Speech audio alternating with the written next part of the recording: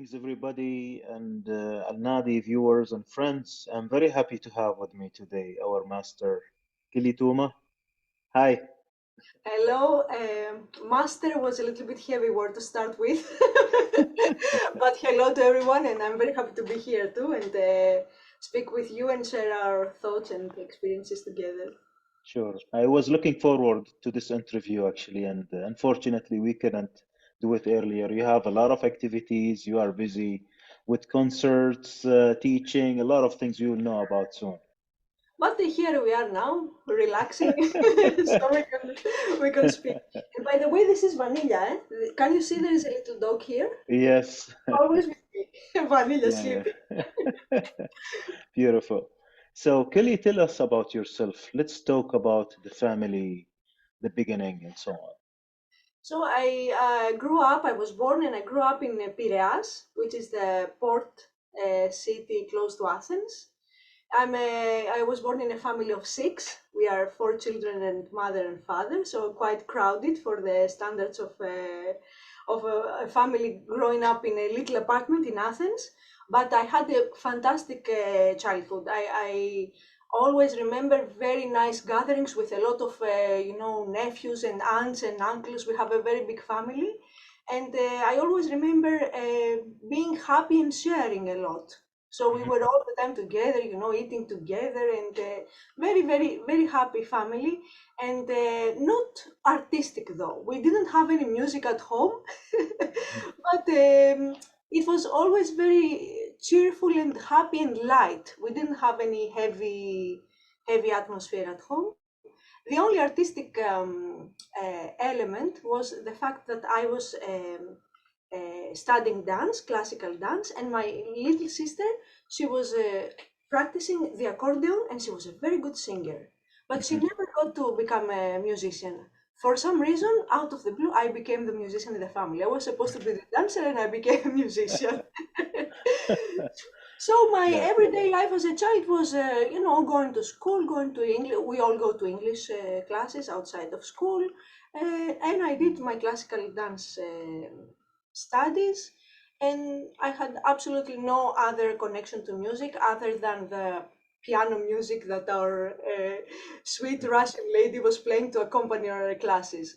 And I mhm. listened to some of Western classical repertoire, but only the repertoire that is associated to ballets, only that are associated to some performances. Mhm, So my connection to music was not at all. mhm, I had nothing really strong to do with music. I listened to this, and then growing up as a teenager, I listened to a lot of pop music. mhm. Michael Jackson, Madonna, New Kids on the Block, Kylie Minogue. People of my age know what I'm talking about. Yes. And I listened to all this, because my friends were listening to that. We went to parties. This was music for me.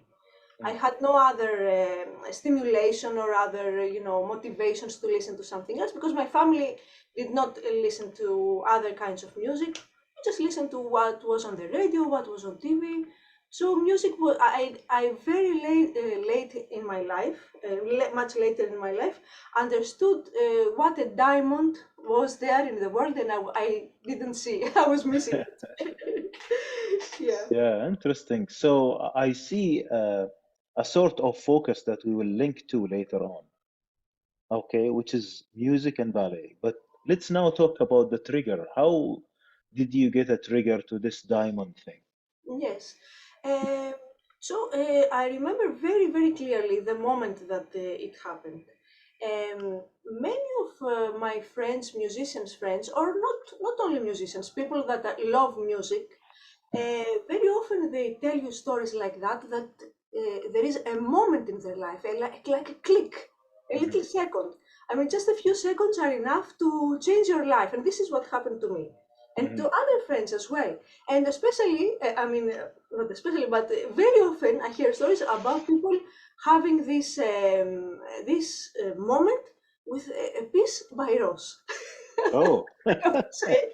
Yes, of course. I mean, this circle of musicians that we all listen, or students of Ross. So I very often listen to crazy stories like that.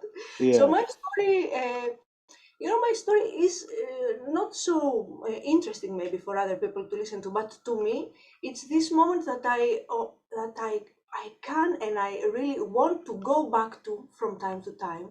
Hmm. You know, when you, as a musician, very often you can lose your motivation, you can lose your interest. You sometimes you don't know what you're doing, and especially us that we don't play traditional. We're not traditional musicians. We play this genre contemporary modal music. So we try to find a contemporary way to approach this music. This means that Hmm. we do not belong in a specific tradition, and this is we have to find our own way. So very often not belonging somewhere can lead you to a little disappointment, can lead you to being lost in your musical journey. So for me it's very important to always go back to that moment and cr- catch it, you know, and remember why I am here. Hmm. So I will describe you this moment, but Yes. I think it's only very important to me. I was coming back, I remember very clearly, I was coming back from my English class lessons. And it was probably September or October. So in the block of apartments where we lived, the balcony doors were open. And from those doors, as I was walking to go in my house after the English class, I was 15 years old. I heard this music coming out from my house, from the balcony, Hmm. and it was a music that I had never heard before. It was later, much later, I realized it was a little saz, a little Hmm. little saz, jura saz, and percussion. But what I listened to had no visual connection to anything. Of course, it was only audio. Something that I listened to had no associations to where this music was coming from where that was. When Hmm. I listened to pop music, I had so much visual associations. You know, these Hmm. beautiful girls, and you connect the music to something when you know it. But when you don't know it and you listen to it for the first time, the impact is very strong. So I listened to this and I just stood under the balcony listening to that, and my heart was blown away. How do you say that? My heart opened, really opened, and I listened to it like an opposite serenade. Somebody was serenading me from the balcony to. I just sat there and listened, and what is this? So I went up home, and apparently my sister had put this cassette on the cassette player, and she was playing this music that a friend of hers from Paris had sent it to her, and it was a compilation cassette with various tracks from what they call world music. Hmm. And one of the tracks was that one that happened to be playing at the moment that I was working to go back home. Hmm. And so there was not much information on that cassette. You know, we had this, how do you call these boxes, these plastic boxes, and then Yes. a paper, and it didn't write much. So I didn't know which was track A, track one, track two. I had no idea.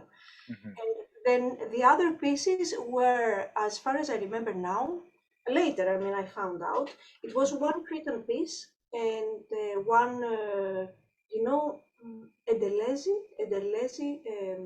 it's anyway a song from, I'm not even sure from where. But anyway, this track, I think it was track two. I played on and on for days and days and days. And I begged my sister to call her friend in Paris because we didn't have back then. She couldn't just email her on or send her a message.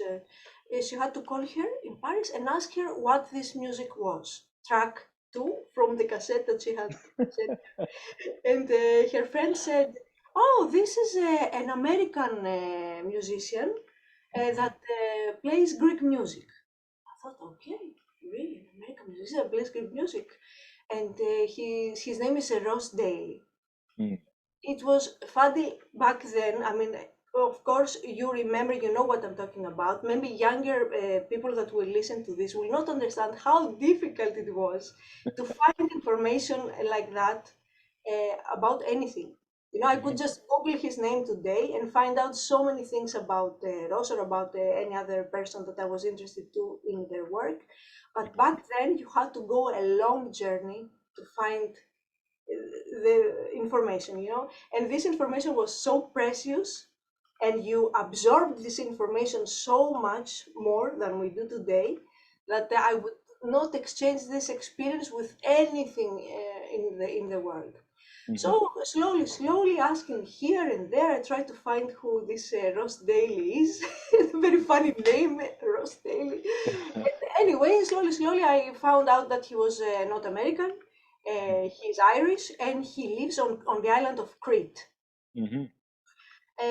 This piece was the only piece I had so far, and I listened to it many times.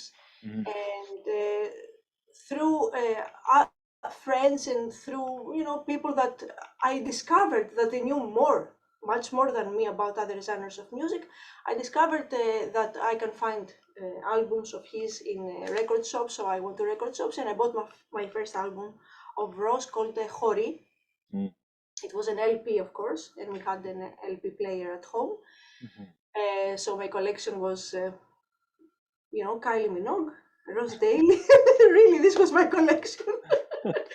So Yeah. this was the first album I had in between the other albums of American pop music, Mhm. and I listened to it. And in this album, Hori, in this LP, Hori, Mhm. one of the tracks, just by coincidence, was the track that I had listened to. So I was very lucky because then I found the title of the album. I saw some pictures on the back of the album of Ross playing lyra. So I started to have some visual association as well to this Mhm. experience. And this was very precious for me. This was extremely precious. So Yeah. that's my little teenage story. And you know, when you're a teenager, all these things are so important. And there is also the side of when you're a teenager and you discover something that your friends don't know about. You think you Mhm. discovered America, we say. And it makes it bigger, it makes your motivation stronger. And I think that this age is actually a very how can we say, it's a very important age to start something, because you are full of energy, full of curiosity. And this is what happened with me. And Mhm. every little detail, every little coincidence, I took it as as a sign. Mhm. And it was a magical time for me. Yeah. So I listened to the other tracks of. I started to go deeper into Ross's music only through this one album, and Mhm. I was lucky because this first album was actually a very easy for me album to start with. Mhm. Very often, I think that if I had started listening to this music through, for example, Eleftheros Σημείο, which is another album of Ross, which is much deeper, much more, how can I say, a more difficult album to listen to if you are not at all familiar with this kind of music. Maybe my experience would be different. So, for luckily, I got Hori, which is a collection of Ross's compositions that he wrote on forms of dances. So Mhm. he had one Zeybek, his own original composition, but Zeybek. He had this Ischios Choros, many other, not to name them right now. And straight away, I got into the idea of how these old names of dances can can be names of new compositions. So straight away I understood some things about this music, that this is new music with Mhm. influences from very old traditions. Mhm. Interesting. And this is all by yourself now. You mean that I didn't have anybody to join me in this journey, right? Quest. Yeah, you are Yes, all I alone know. now, discovering things, giving a meaning Yes, to these things, linking and yes, associating things together. yes. This is not easy. I mean, This was a part of the magic, I think. Also, it was part of the magic. My sister, my older sister, who was a friend of the girl in Paris that blah blah blah, because I have another sister as well. So yeah. this sister, later on, she joined me a little bit in this journey. So she was the one to take me to concerts because I was not an adult. And these concerts very often were late at night. They started at 10 or 11. So she was the one to take me to these concerts. And she helped me a lot, I have to say. And she really loves this music as well now. But back then, she also didn't have any connection to this music. So yes, I was alone. And at school, I was, of course, the only one to listen to this kind of music, as you can imagine. Mhm. And but I was talking about it with friends, and they were positive. They were not like mocking me or how can they were not making fun of me. No, Mhm. they just saw my enthusiasm about something new. I was 15 when this happened. Yeah, so it was in 2 years before the end of school. Yeah. So prior to that, you were busy with dances or dancing, ballet, sorry. Yes, So how was that taken? Like systematic, serious, yes. lightly? Yeah. Ballet, I started ballet classes when I was Mm, 6 years old. So mm, I had a very, very strict education, and studying classical ballet is very, very systematic. Very systematic. They know exactly what they're doing. Uh, mhm, every year of your studies, you have a very specific order of how to learn things, you develop your muscles, how you develop the order of the class. It's mhm, very, very systematic. I studied the Vaganova system, the Russian system. There are other systems as well, but I studied the Vaganova system. And when I was 15, I had already started contemporary dance. I did the Jose Limon system, but these systems are very organized, very mhm, organized. Yes, mhm. So and Kelly, now, yeah, go ahead. yes, my dream and my goal was to become a dancer. This was my goal Mm, until yes, when I was 15, 16, 17, I was studying very, very strictly, very systematically dance to give examinations to the professional dance school of Ralou Manu dance school, a very big school in Athens. And this was my goal, this was my ambition, to enter this school, do the 3 years of professional studies there, and then see. mm. Interesting. So tell the turning point that you mentioned. The turning point of not becoming a Yeah, dancer. which is Yes. the moment and the quest where it started. And then after that, what happened? You started going to concerts, you got So some after LPs and so on, and then what? Yes, I got some LPs. I took the LPs and recorded them straight away on cassettes. So I made pirate cassettes, which I would put on a Walkman and listen to Mm, them over the night. And I yes. would put the cassette. We had this button that would go back. So as soon as the cassette finished, it would go back and start from the other side. So I would listen to this all night, and as many hours as I could when I was at home, because at school I couldn't do it. If I could, I would do it. Wow. I couldn't. Yes. So I really, really knew by heart all the music of Rose that I had listened to. I knew exactly, the names and the order of the tracks, but I knew nothing about the instruments that he was playing. Mhm, So this means that this experience, listening to music without having any connection, any visual connection to it. So you listen to a saz, a baglama, and you don't know what it looks like. You have no idea what it looks like. mm, You don't even know the difference of plucked instruments and bowed instruments. You don't even mm, know the difference of wind instruments, uh, because I had never seen these instruments in close. I only saw pictures on his albums. So mhm, imagine how different this experience is to the experience of listening to music as a musician. mm, It's something that unfortunately I cannot go back to, and I really sometimes I think about it. I remember very clearly that the sound of the baglama, the saz, many baglamas together, because Ross has had a lot of recordings with this kind of orchestration, especially in Hori, in other yeah. albums as well. To me, it sounded, when I close my eyes and I listen to it, it sounded like a golden rain. I Mm, imagine golden rain. Uh, now I can't. Now I can't go mm, back to that. And it's a pity It's really a pity. Yeah. Uh, now I try sometimes to listen to music, that very strange music that I don't know where it comes from. I don't know the instrument, what it looks like, to try to go back to that. And it's very Mhm. important, I think, as musicians, to try to listen to music without having any, how do I say, any, Background or yes, background, yes, assumptions or yes. It's context. Yeah. very Mm. important to be Yeah. able to do that. So yes, I listened to all these albums again and again, and then first time that I met Ross, uh, through this year that I was buying all these LPs and I was listening to Ross's music, I discovered that finally Ross is an Irish musician that does not live on Crete. He lives in Athens, they told me. Mm. So I thought, okay, I mean, I have to find a way to meet him.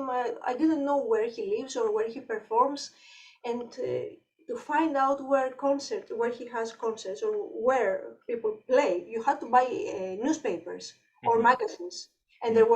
were articles about concert or theater or so. I one day I found out on the newspaper that my father used to bring every day at home that he is performing. No, the first concert. No, the first concert I found out in a different way. But Mm. later, to find other concerts, I saw the newspaper. The Mm. very first concert of Ross, I saw a poster on the street. Mhm. It was a long blue. Mm. maybe, maybe friends of mine that will listen to that will remember. This was a very popular concert of Ross. A Mm. blue long concert, like Mm. him, long and thin, with him Yeah. playing the lira. Very nice poster. I still have it. So I saw Yeah. this poster of Ross, and I recognized his face from the albums, of course, because I Mm. had all his albums and I knew his face and the name Ross Daly. And he was playing in Moschato, which is an area very close to Piraeus. Mm. And this is the first concert I went to with my sister and my mother. And I went to this first concert and sat down and listened for the first time live this music that I was exposed to all these 1.5 years before, for the Mhm. first time live. And for the first time, I saw the instruments, how they are shaped, Mm. because I had only seen pictures and I had only seen the one dimension. So, Mm. for example, I remember that in this concert, Ross was playing in the middle. On the right, there was Socrates Sinopoulos, Kemenche Mm. player, and Mm. on the other side, Jamshid Shemirani. Uh-huh. So this was the trio that were playing in Moscato. Mm. And I remember that as Socrates was sitting, on the side, Mm. and I could see his kemenche from the side, Mhm. I realized that the lira, the kemenche, but a lira in general, was Yeah. not very thick. I thought that the body of the instrument, I thought it was very big, like a bouzouki or something. Mm. This is the first time I realized that it was thin Mm. when I saw it there. Yeah. So they started to play, and because some of the pieces I knew, not all of them, but some I knew. Mm. You can't imagine my joy, to Mhm. be able to appreciate it, to be a listener uh, that knows, is familiar, that this music is familiar to. Yeah. Yes. And then Rose played that night. He played the lira with the sympathetic strings, the one we have now. Yes. Uh, Played baglama, saz, and rabab. Mm. But when he played the lira that night, I felt, uh, I really felt that this man in front of me that was playing music, was really in line with himself. Mm. He was there. And Mm. he was, I don't know how to describe it, but he felt happy, not smiling, but he Mm. felt there, he felt Mm. aligned to himself. I don't know how Mhm. else to describe it. It was him through the instrument through him, everything was perfect. And I Unity. felt, yes, it was a fantastic experience to see and be inspired from. And that moment I said to myself, I want to do the same. I was jealous and I said, I want to play the lira. I don't know how I said that and why, because all this time that I was listening to this music, it never occurred to me to play. All my magic and all my wish was to listen to this, not to play it. Mhm. But at that moment, I said, I want to become like him. That's the instinct of an artist now. It's actually, Fadil, I think that to become an artist, to become to become a player, to become, you don't have to become, how can we say, to play with with an instrument, or to play with your paint, or just to play with your clay. You don't have to become an artist, as we say it, and we think it's something beyond a regular person. But Mhm. just to play, you need a moment like that. You need to be inspired. You need to go back to these little moments, and you have to imagine yourself. You have to go beyond and imagine yourself to become something that is unbelievable. And Yes. this is what I said, okay, I didn't say to myself, it will not happen.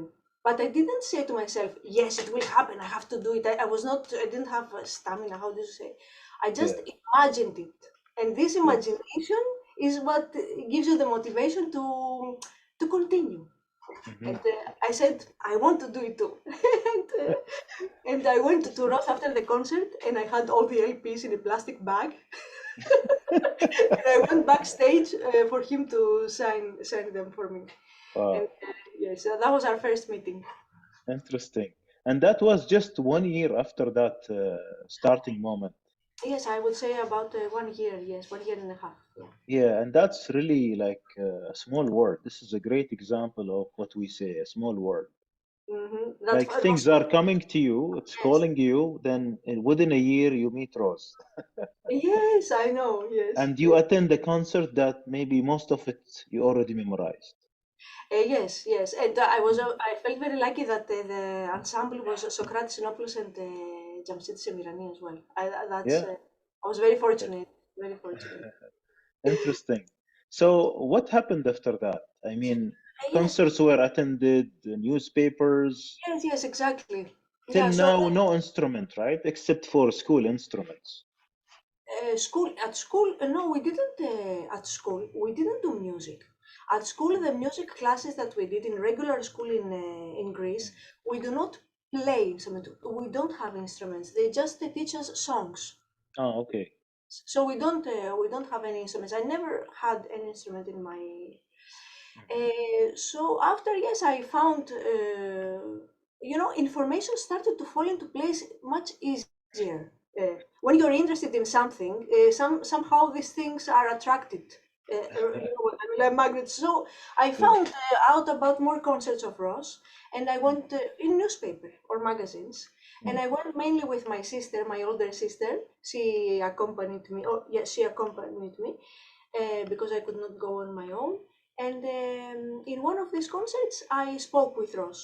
I spoke more with him because I had already started in a Cretan association close to my house. There are many Cretan associations around Greece Mm. because Cretans, especially after the Second World War, they immigrated. They either went to other parts of Greece or they went outside of Greece. A lot went outside of just in other parts of Greece, and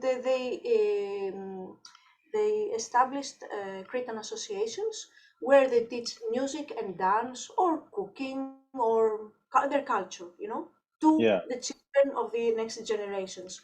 So there was one of the Cretan associations in close to my house where I grew up.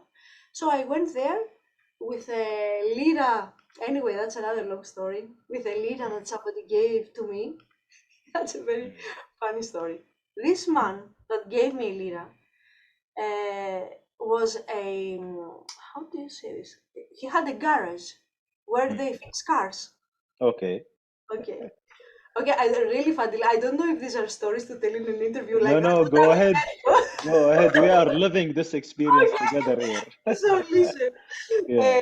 in Piraeus, by the port, there is this Yeah. big garage. This guy fixed cars and motorcycles. Hmm. And as I was walking by, you know that sometimes in these garages, the men that fix the cars, they have posters of naked women. and albums and calendars with naked women, from Playboy.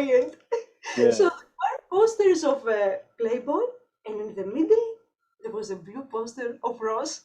Oh, okay. So this mechanic was a fan of Ross, Hmm. and I had to go in and speak with him. Mm. And I went and I spoke with him and I said, so Ross Daly, and he said yes, and he said he's a friend of mine. I've met him in concerts and we speak with him.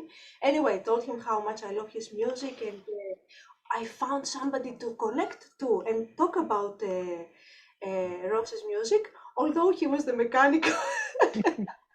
Whatever source. Yes, I Whatever. know, I know. Yeah. He was a very serious man, actually, very serious. He also loved poetry and theater. He was a very, very interesting man.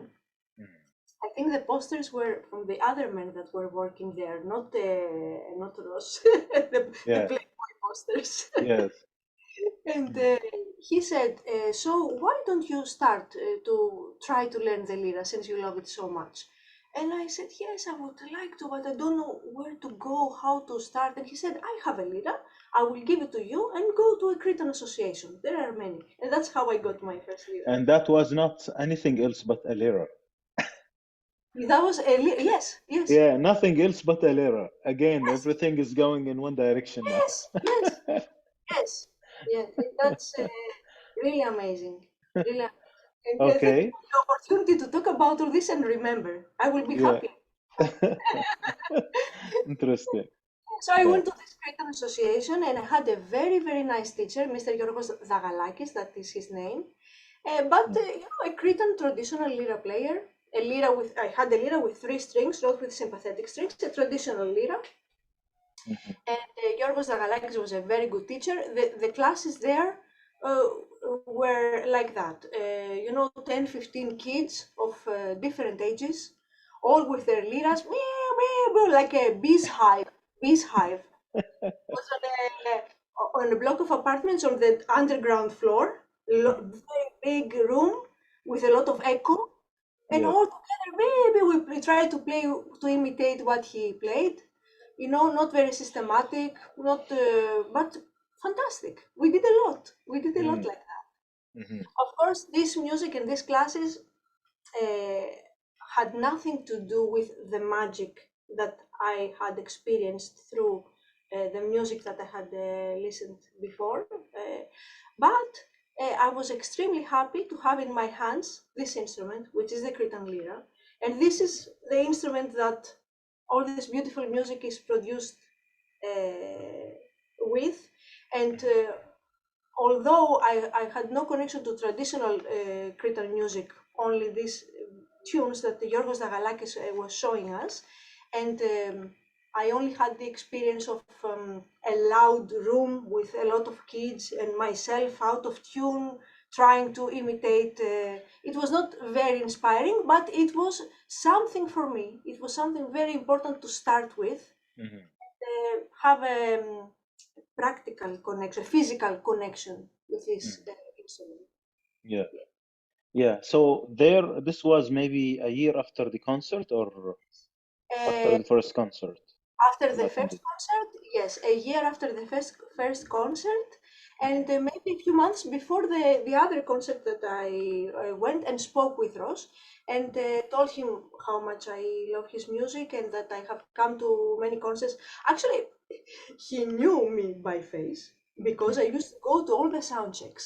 I would go Mhm. to the concert before they opened the doors and Okay. there and listen. But I never spoke to him. I was shy to speak with Ross. Mm. And, so in that concert in Piraeus, he had a concert in Piraeus. I spoke with him and told him how much I love the lyra and that I had started having Cretan lyra classes in an association. And he said, "Okay, take my lyra and play something." And he gave me Mhm. his lyra to play something. Wow.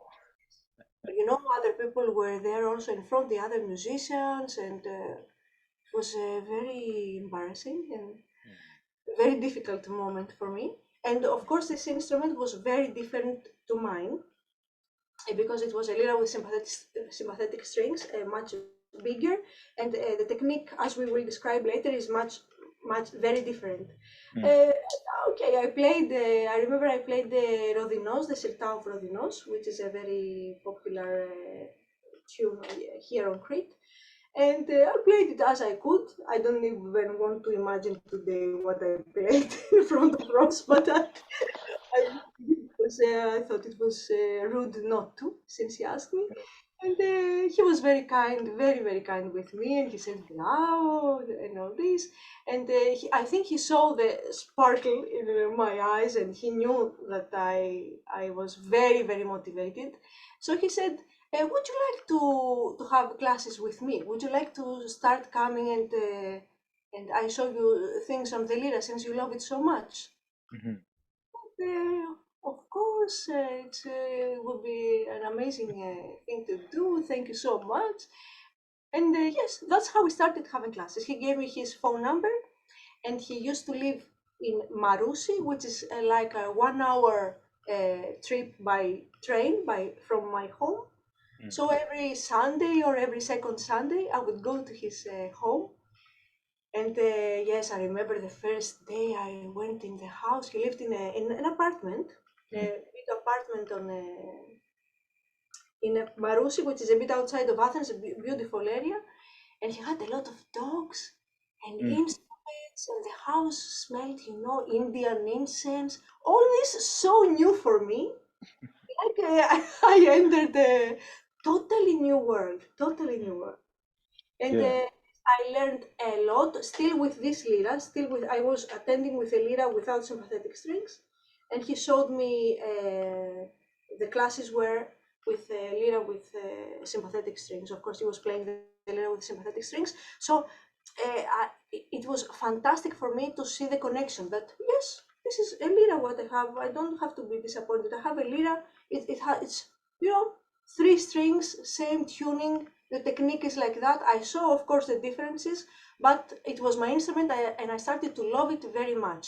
Mm. I uh, I was not like, oh, I don't like this instrument. I want a lyra with sympathetic strings. No, this is what I had. I loved it, and I could go along in the classes and attend and try to copy what Rose was showing me. Mm.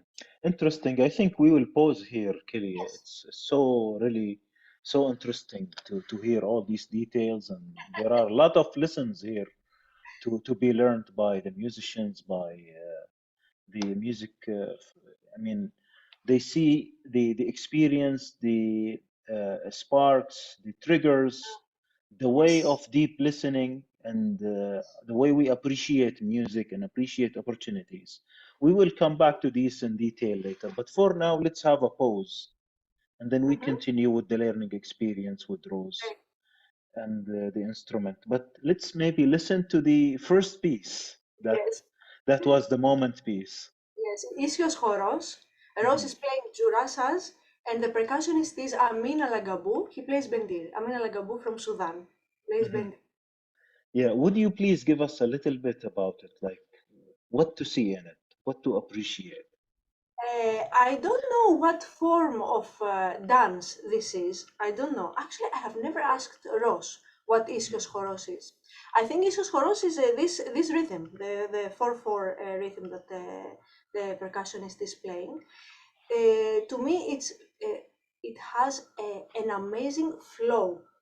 Not Mhm. only the melody, but the trills, the way they embellish the melody, the way the embellishment sits on the rhythm is very danceful. For me, it's like one line that is moving with the wind like a dance.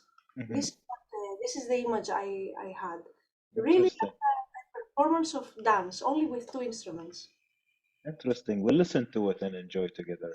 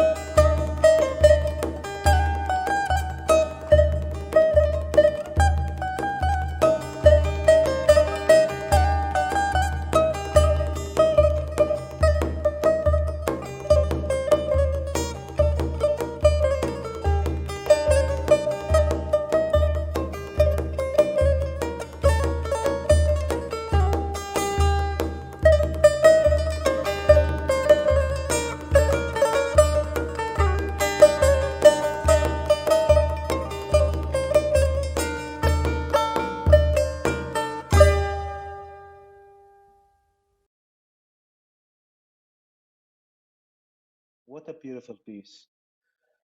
I would not disagree. Now let's go deeper into the experience of starting the lessons with Rose and going, getting abducted into that new world. Exactly. I like Yes. that. So, yes, as I told you, I would go to Rose's home to have a class. You know, Mhm, from my experience of what a class is when I studied dance, there was a very strict time schedule. Your class is from 6 to 7:30. In the first part of the class, you do the bara, mhm, holding the bar and do the exercises for the legs. In the second part of the class, you do that. Third part of the class, you do that. And when it's 7:30, the class is finished. This is what mhm. I knew, what a class is like. Yeah. Ross, it was completely different. So I went to Yeah. his home, and you know, for me to be in this environment, surrounded by all these instruments, to see Rose as a human, to see him with his dogs and making a lot of jokes and being so friendly and Mhm, not being just this god that I had created in my head, but mhm, being a human and a very, very nice human, trying to make you feel comfortable all the time. Very great sense of humor, very generous always. This was the biggest lesson for me, to understand that there is a different way of teaching and a different relationship you can have with your teacher. This was a very big lesson, very big lesson from the start. mhm, So I would go there, and yes, he would make coffee. The house would smell fresh ground coffee, mhm. the Indian essences, and he Yeah. had carpets and the instruments and the dogs. For me to be there, it was amazing just to be there. Even before he started showing me the first notes of the lesson, I had already started the lesson just by just by being surrounded by all this. And most of the times there was somebody else there, another student, a friend, somebody from a different country. I didn't know many people from different countries myself. I didn't have acquaintances of people from different countries. Mhm, He would have, he would have somebody from Israel and somebody from an Arab country in the same room having coffee. He would have someone, yes, an American, an Australian, an Iranian, and we would speak English. I would finally use my English, because I never used it outside of. So Yeah. all this was a class with Ross was all this and music, not Yeah. only, but all this was music in a way. Mhm, So the way he would show me the new tune that we would do every time was to first of all play it for me once. Um, maybe one important detail that I want to tell you before I start telling you the way he was teaching me is that he insisted for a rather long time to teach me only Cretan traditional music, not mhm, his own music or the pieces which I already had in my ears and I knew very well because I had listened 1,000 times really. So mhm, as melodies, I had memorized them. I had no idea how to transform them on the lyra, to play them on the lyra, of course, because I had no technique yet. But I knew them as melodies. But he insisted not to teach me this. He taught me Cretan traditional music, which means he taught me kodilies, sirta, pedozalis, malevisiotis. These are forms of Cretan music. mhm, And in the beginning, I didn't really like that because I had no connection, no association to the traditional Cretan music. mhm, But slowly, slowly, I started to appreciate it and started to recognize elements of these patterns, and phrases, phraseology mhm, that is connected to all this music that Ross was composing till that day. Which means I could see the path slowly, slowly it opened. He didn't describe it to me. He was not mhm, talking so much in the classes describing these things, but it all opened to me that it was clear that the traditional music is the source from where all this new music was coming from. because I was Mhm. recognizing all these patterns as I told you. Mhm. So every time he would show me a new piece, let's say Sirta from Kisamos, let's do two new Sirta. He would play for me these new melodies for me to listen to, and I had already started to love Sirta, so I knew what Sirta are like, Mhm. although I didn't have the experience of growing up on Crete and know how they are danced or Mhm. what the lyrics, how the lyrics are associated to that. So I had the experience of Sirta only as an instrumental musical piece, but still I had started to be, how can I say, inspired very much by Mhm. this genre. Mhm. So he would show me the piece and then break it into little pieces and show me slowly the phrases and the patterns. And Mhm. then there was another little problem, let's say. I don't know why and how. Maybe Rose was confused from other students, from his experience of other students. He thought that I read music. He thought that Mhm. I could read and write score, you know. Mhm. I don't know why. We never discussed about it, but every time after the class, he would sit down and take a pentagram, uh, Mhm. score paper, and Yeah. down for me the melody which we had done this day. I had absolutely no idea what this was. Absolutely no. But Maybe that's the end, a sign of end of a lesson. yes, yes. And, no, but I never told him, and I understood that if I let him just write this down for me, I could spend more time at home, at his home. I Mhm. said, okay, so I sit here.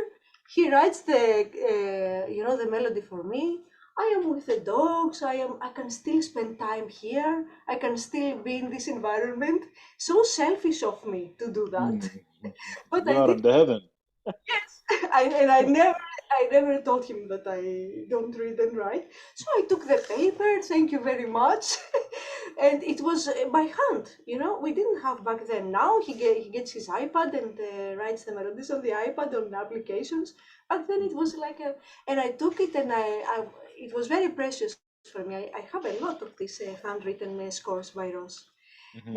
Yes, and he only discovered many years later that I don't read and write. It was very funny. Anyway, so he showed me this Sertan again and again, many. The repertoire of Cretan music is Mhm. huge, never ending. And I started slowly to understand the idea of how the sirta are built. So it was in the beginning it was difficult for me to learn a new sirto, but when you learn a second, a tenth, the 20th one, slowly you understand the structure and it's so much easier. And then you can learn also on your own.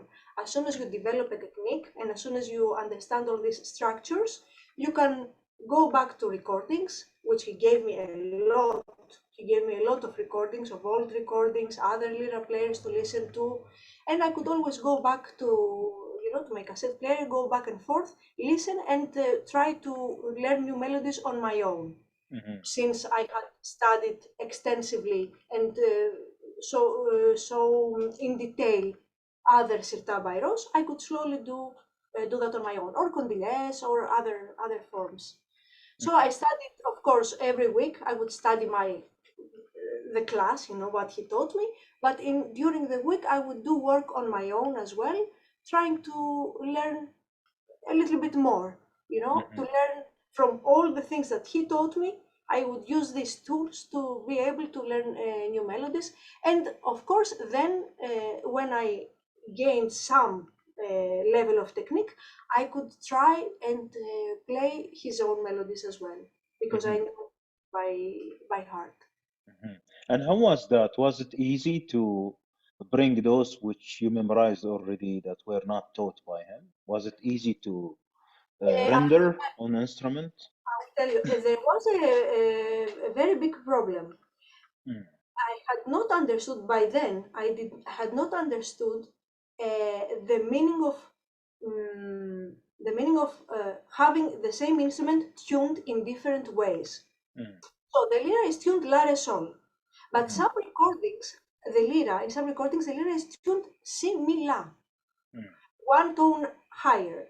Mhm. So there were some recordings of Ross, which the lyra, on which the lyra was tuned si mi la, or recordings of other lyra players. For example, Mundaki's recordings, the teacher of Ross, a lot of his recordings, the lyra is tuned differently. It's tuned Mhm. in fifths again, but higher, either a semitone or a whole tone. So I was trying to copy what I was listening on my La Re Sol tuning, and I could not, back then, I did not realize that Mhm. I should tune my lyra higher. So Mm. I spend a lot of time sometimes when I try to learn pieces of my own, trying to figure this out. Okay, slowly, slowly. When I had more lessons with Ross and I could ask questions and all these mysteries, and problems, I had somebody for me to solve them for me. And I started to meet other students, other friends of Ross, and I became part of this little community. All this finally cleared out. But in the beginning, it was very, very difficult. Very difficult. Mhm. Yes. Yeah, yeah. So how But long was that, Kelly? how long, you mean how long it was that I. The learning experience with Rose Uh, from, yeah. yes, look, the experience of going to Rose like every week or every 2 weeks, I would say it's. So we had this kind of lessons for, I would say, maybe a couple of years, like that. Of course, after some time, he changed his house and he came closer. He started teaching in a conservatorium in Kalithea, which is an area much closer to my hometown. Mhm. So it was a shorter trip for me, and I would go there again once a week to have a class. And this is where I met more students. I had the opportunity to play with other people. And I remember it was the first time that after some time that I started to learn how to play the sirta and the condiles, he accompanied me with a lauto. And this Mm. was a very big experience to play the lira and be accompanied with a lauto, the instrument that is supposed to, this is the combination, the right combination. It was fantastic. So it was the first time I played the lira on my own and not with Ross, with a different instrument. It was a very very nice. It was like riding a bicycle without the helping wheels. I was left driving on I my like own. that. Very Yes, nice very. analogy. Yes. Yes, and I have played with other students. We had little group lessons with other students playing various types of repertoire, not only Cretan music, also Turkish music or Iranian pieces. And it was a very, very big experience for me. And later on, Ross moved from Marousi, where he was living. He moved to an area closer to Petralona, closer to Kalithea, called Petralona, where he had a home upstairs and downstairs a school called Mhm. Labyrinth, Mhm. where we had classes with various teachers and also invited musicians from abroad. And they had workshops, and we had the opportunity to listen to many, many fantastic musicians and learn from them. And every Sunday we would have a student concert. Mm. I remember it was two rooms separated by a big wooden door, which we would open and make one long big room. And we would put, chairs for people to come and listen these concerts for free. We would offer some wine and some nuts, and it was the first time we actually performed. For me, it was a big experience to. It was a different thing. I saw the difference of practicing and then performing for listeners Mhm. to,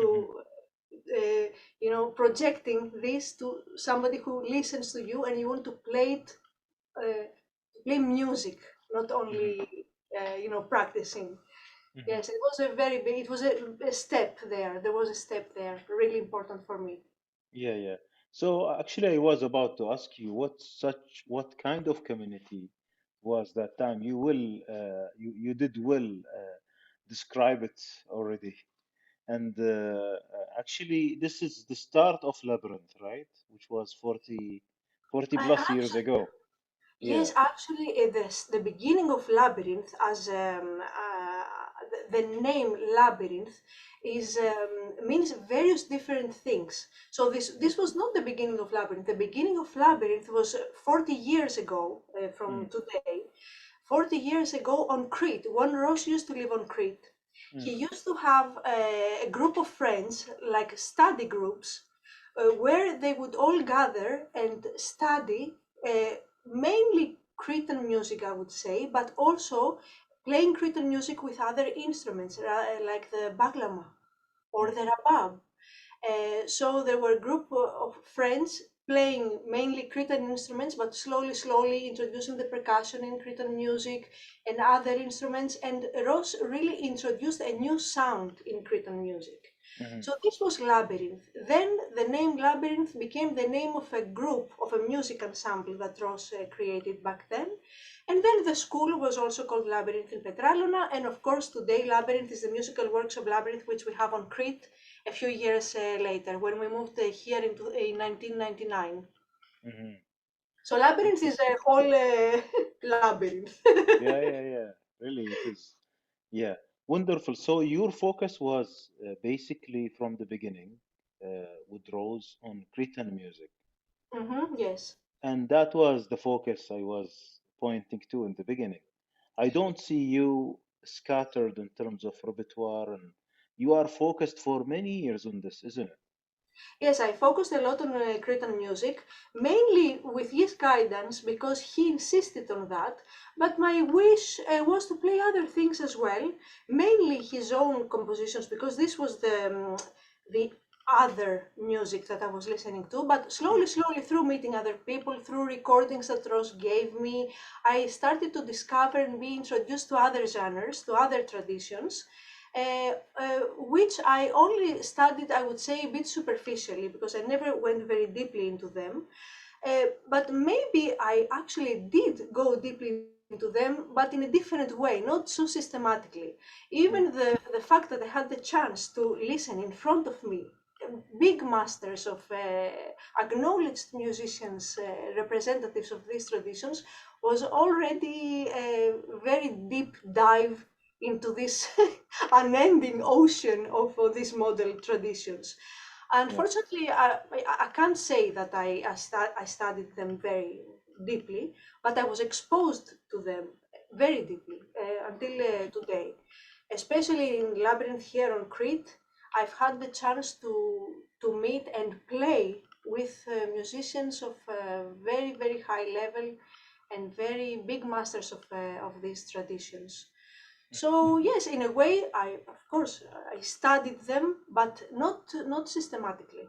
So the Macam system, the model, all this model theoretical, traditions, the theoretical part of these traditions, I can't say I'm an Mhm. expert to that. No. But it seems that you are a very focused person, right? You are very focused on lyra and later on Cretan lyra, and I'm very focused generally with this kind of genre, isn't it? Yes, I'm generally very focused. I get kind of obsessed when I want to learn something. I just don't see anything else, and I just go for it.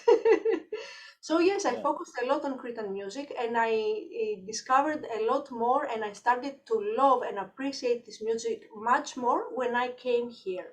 When I finally Mm, moved here, and I saw what this is all about. That it's not mm, just a few melodies that I can play on my lyra. mm. I saw what all the associations, all what is all around all this music, the Yeah. dances, the lyrics, the people, what they eat, how they speak, how they Mm, behave, what are their houses like, what is the nature like here. All this mm, is associated to this music.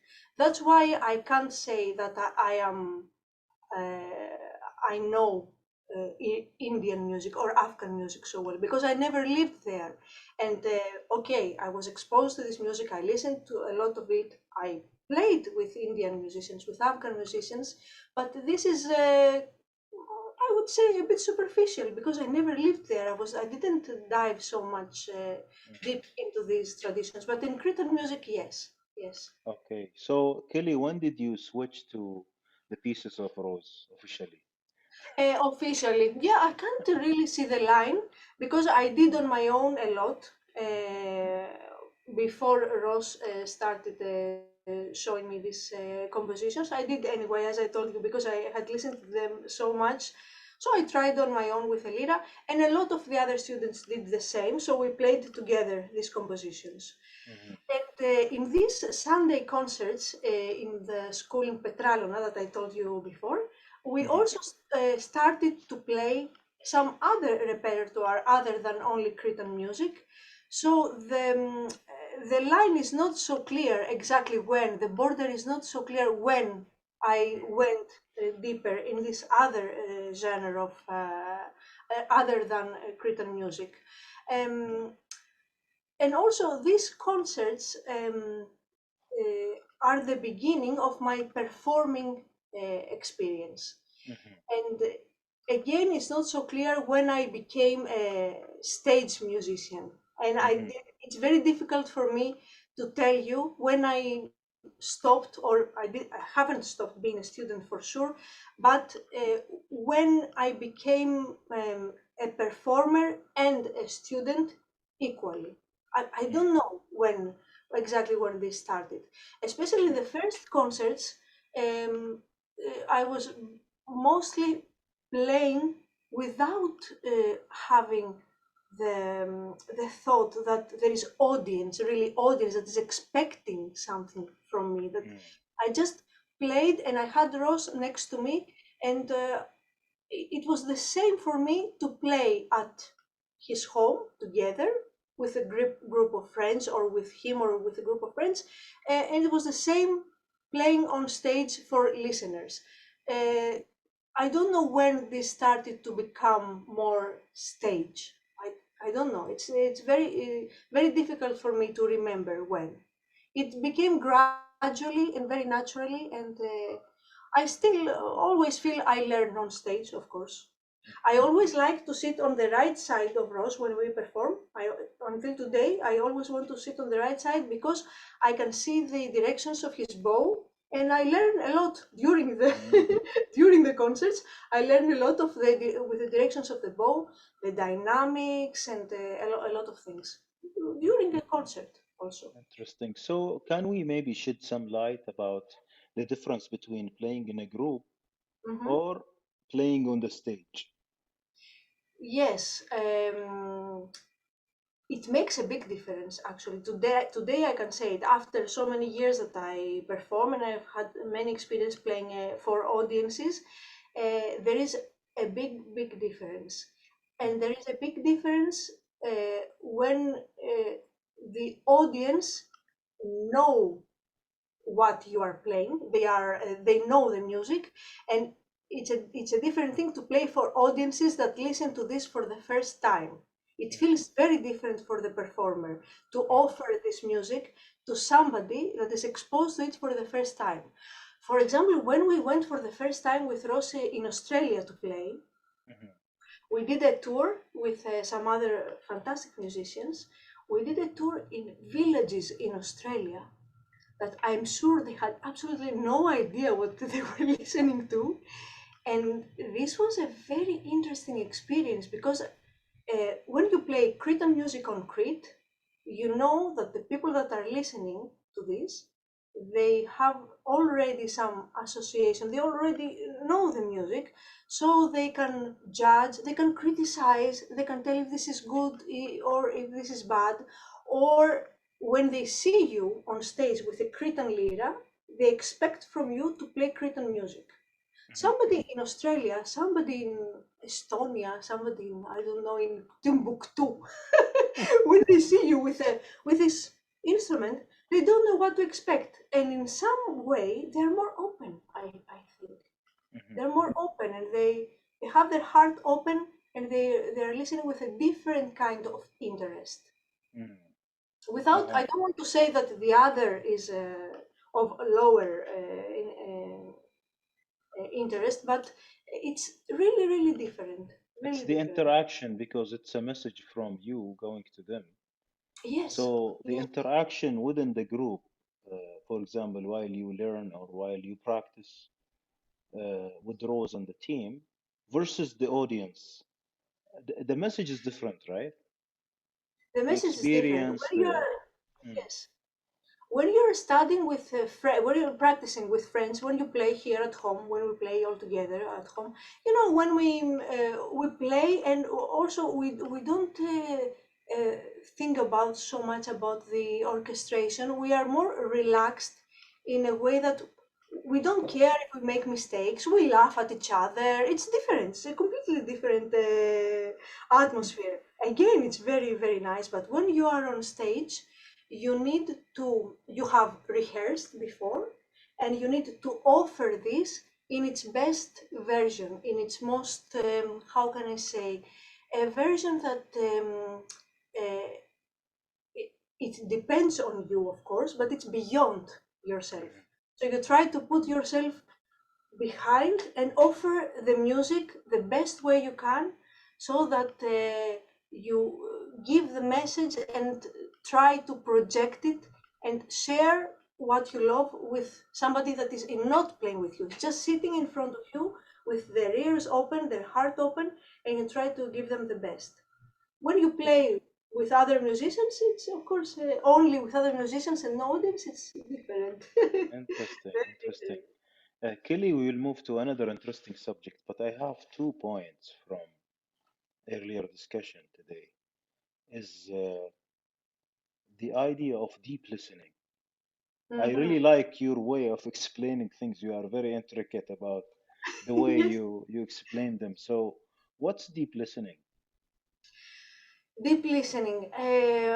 It's a very difficult thing to do. Very, very difficult thing. When you're sitting on your chair and you try to listen to a piece, there are so many distractions, so many enemies around you that you have to fight with, that to achieve deep listening is a miracle. And when it Mm, happens, it's one of the most interesting experiences for the human entity, I think. mhm, When I listen deeply, which I really try to do, it takes a lot of effort from me. I feel that I am listening, I go forward of the music. So I listen and I think I know the next note mhm, because I listen so carefully that it's like listening to somebody saying something to you that you really want to know about, and you are expecting the next word, and you feel you know it. You really feel you know, you don't, but you feel you know it. mhm, This is deep listening for me. And I see music in my head, I see it like through a tunnel, mhm, tunnel. So it goes forward for me, the music. It goes mhm, like I'm walking forward. mhm, Music is not like this for me. It's not linear like that for me. It's more linear, like going towards the light, like mhm, a tunnel. That's the way I can mhm, describe it. So you see it in a way going forward, but I'm sure every person has a different way mhm. to listen to music. Yeah. Different way. And you mentioned, the early stage of deep listening with the cassettes prior Mm. to being introduced to the instruments and to the artists or musicians, which is another Yes, type of deep listening. And now, when we practice completely. pieces, I think we will hit into this later. Yeah, It's completely different. Completely yeah. different. I'm sometimes I'm really sorry I can't go back to that. And I know that there are a lot of musicians, fantastic musicians, very virtuoso, very big masters, that because they started music at a very early age, which means they had an instrument in their hands since they were 5 or 6 years old. Maybe they did not experience music the way I am describing, Mhm, because they would always associate it to uh, to their knowledge of music as they have it on their instrument, or with their studies for music. For me, it was not like that, because I was 16 years old, 15 years old, mhm, and I remember very well this experience, listening to music without having any idea what this is. mhm, Yes, mhm. it's, Yeah. I feel lucky for that. Yes, that's the purest kind of listening, maybe the very innocent way of Yes. maybe encountering music. And the other point, very early in our discussion, you said we are not playing traditional music. We Mm-hmm. play contemporary model music, and the Yes. term we can discuss maybe. But Mm-hmm. now you say it's difficult for us. It's even more difficult for us if we were traditional musicians. The stamina and the consistency will be much easier. Would you Mm-hmm. highlight on this point, please? Yes. So, when you are a traditional musician, when you're born in a tradition and you listened to this music since you were a child, and you have teachers that teach you this music and only this music on this instrument, and you play in weddings, you play the music where it's supposed to be played, and in the environments that is supposed to be played, the repertoire is given, the old repertoire is given. Of course there is always new creation, but in a very strict pattern, because if you compose a certo, it has to be a certo. It has a very specific rules of how to compose a certo. Then Mm-hmm. yes, you are on a easier path, let's say, because you know where you're going, and nobody expects from you to do something different, and maybe you don't want because you feel very comfortable and you feel that this is more than enough for you to play, to listen, and to offer.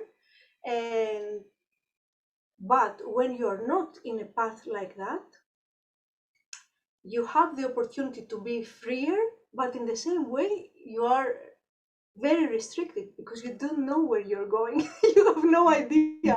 There are Yeah. so many possibilities, so many distractions also, so many wrong ways to go, so many branches, so many ways that other people think are wrong, you think is the right way, so many different things to do, that it's a big freedom, but it's also a cage in a way. And Mm-hmm. so is being a traditional musician. This is a big freedom, and it can unfortunately be a cage as well. So we are on the same fate, but on a different way, on the opposite way. Mm-hmm. And what is your view about this term? Contemporary model music. Yeah. How do Uh, you see it? Rose came up with this term, contemporary model music. This is how he calls his music, and I don't like it at all. Mm. I tell him it is very academic. It's very contemporary model music. It sounds very academic to me. Rose Why don't we? academic. Yes, No why way. don't we call it music? But of course, we need words to describe some things, and it's actually very accurate. It's very accurate. It's contemporary. It means it's created today. It's modal. It means that it is based and influenced and inspired and constructed into modal traditions and music. Contemporary model music, of course, it's very descriptive, it very well describes what it is.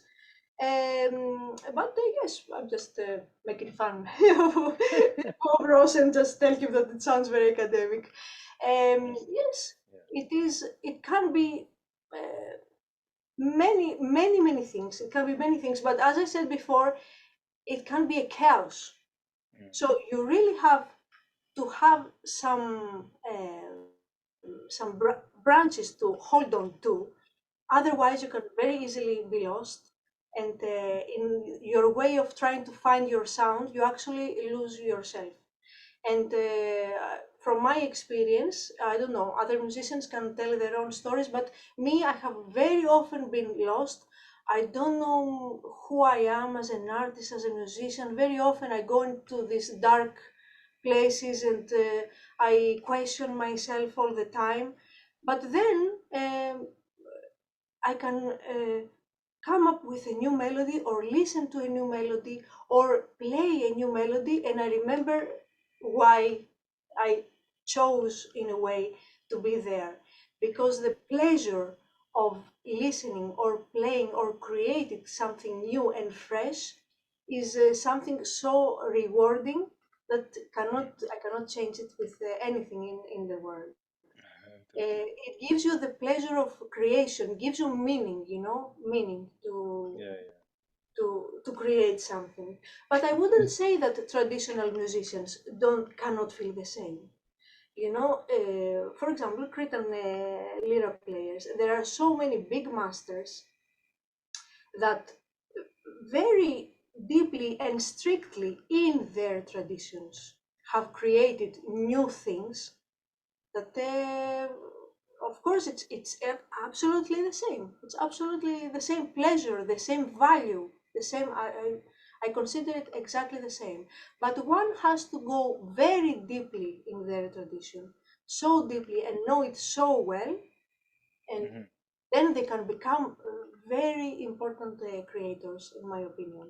Hmm. If you just copy the tradition until the end of your life, if you just learn and copy and maybe gain pleasure from that, for sure you can. But if you don't take it a bit further, then this tradition cannot continue. If we all copied the traditions of the past, if we all did only what our grandfathers did, and to just play that, what is the point?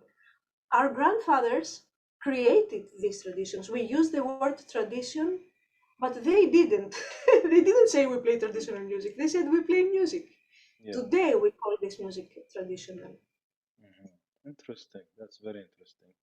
So, Kelly, let's move to you talked about your experience in learning. Now let's talk about learning and teaching because Yes, you taught music and you had a lot of students in person and even online and so on. So let's talk about this experience. yes. Yeah. Uh, Again, I would say that I cannot distinguish exactly the line when I became a teacher, because even until today, I don't see a big difference of just sitting with friends, a circle of friends, and just showing a new tune or a traditional tune, or showing them something that I know and sharing it with them, Mhm. and being in a workshop as a teacher, just with a circle of other people, just playing and sharing my experience with them. It's kind of the same. It's really just like being with friends and playing together. The thing is that when you are teaching, you are the center of interest, so everybody is looking at you, and you are supposed to project this information and try to make it to break into little pieces and make it easy for them to understand, and try to make them do the same that you are doing. So what Mhm. I do at teaching is that I break down the melodies in very small fragments, and I play them again and again and again 1,000 times. I love repetition. Repetition is my key to learning. I play them 1,000 times until I hear that everybody gets it, and I move to the next and the next and the next level. But there are many ways and many levels of teaching. It really depends on the level of the students that you are teaching, where what you will focus on. It depends on their needs, what you will focus on. Some students, they don't need technique. I teach students that have much better technique than me, but they come to me for the expression, for example. Mhm. They come to me for the repertoire or for the dynamics. They need something else, or they Mhm. come to me because they want to learn my compositions or Ross's compositions. So they don't need technique. They teach me technique. So there are various levels of teaching. Mhm. It's not the same, and every student is different. Every student is a different story. Okay. Yes, and you have Okay. to. It's very difficult, very energy consuming to try to get to know a student and be as helpful as possible. It's very difficult, and it's a very big responsibility. In the beginning, I didn't realize that. I just say, okay, yes, let's play, da, da, da, da, da, da, let's play. But then I realized that people are very sensitive. Whatever you say, even a word, can discourage or do. You can you at the in the position of a teacher, you are very vulnerable you can Mm-hmm. destroy or create a diamond. It's a big responsibility. I realized that later. In the beginning, as I told you, I was very relaxed and I thought I was just with friends. They are my friends, but they are. I am the slave. I'm a slave in a way, and I need to. I'm not slave. How can I say? Υπηρέτης, I'm the server, right? I have to serve Yeah. them something. And I need to be kind, very patient, which I am. I have a lot of patience, very patient, and try to see their personality. And according to their personality, I encourage them a lot, or try not to say too many good things because I know that this will have the opposite result. Yeah. So you have to be a psychologist to be a teacher sometimes. Yeah. And it's different when you teach one-on-one, different when you teach a group of people. It's different where you teach. If you are in a, in a big room or in a small room or in a city or in a village, a lot of exterior things can influence the way of your teaching. Yes. How do we learn all of these experiences and tactics? How do we learn? What? Yeah, now all of these are tactics and experiences of dealing with students, what to teach, what to say Yes. exactly, what is the suitable thing to say. How do Uh, we learn this? it needs time, a lot of time, a lot of opportunities to teach. Because for me, teaching is an opportunity. When somebody comes to me and they want to become my students, almost always I say yes, because I want to discover a new person. So Mm, you have to grab these opportunities and just see new ways of teaching. I find a lot of different new ways to teach, mm, and the students themselves help me do that. Fortunately, there are some guidelines, of course.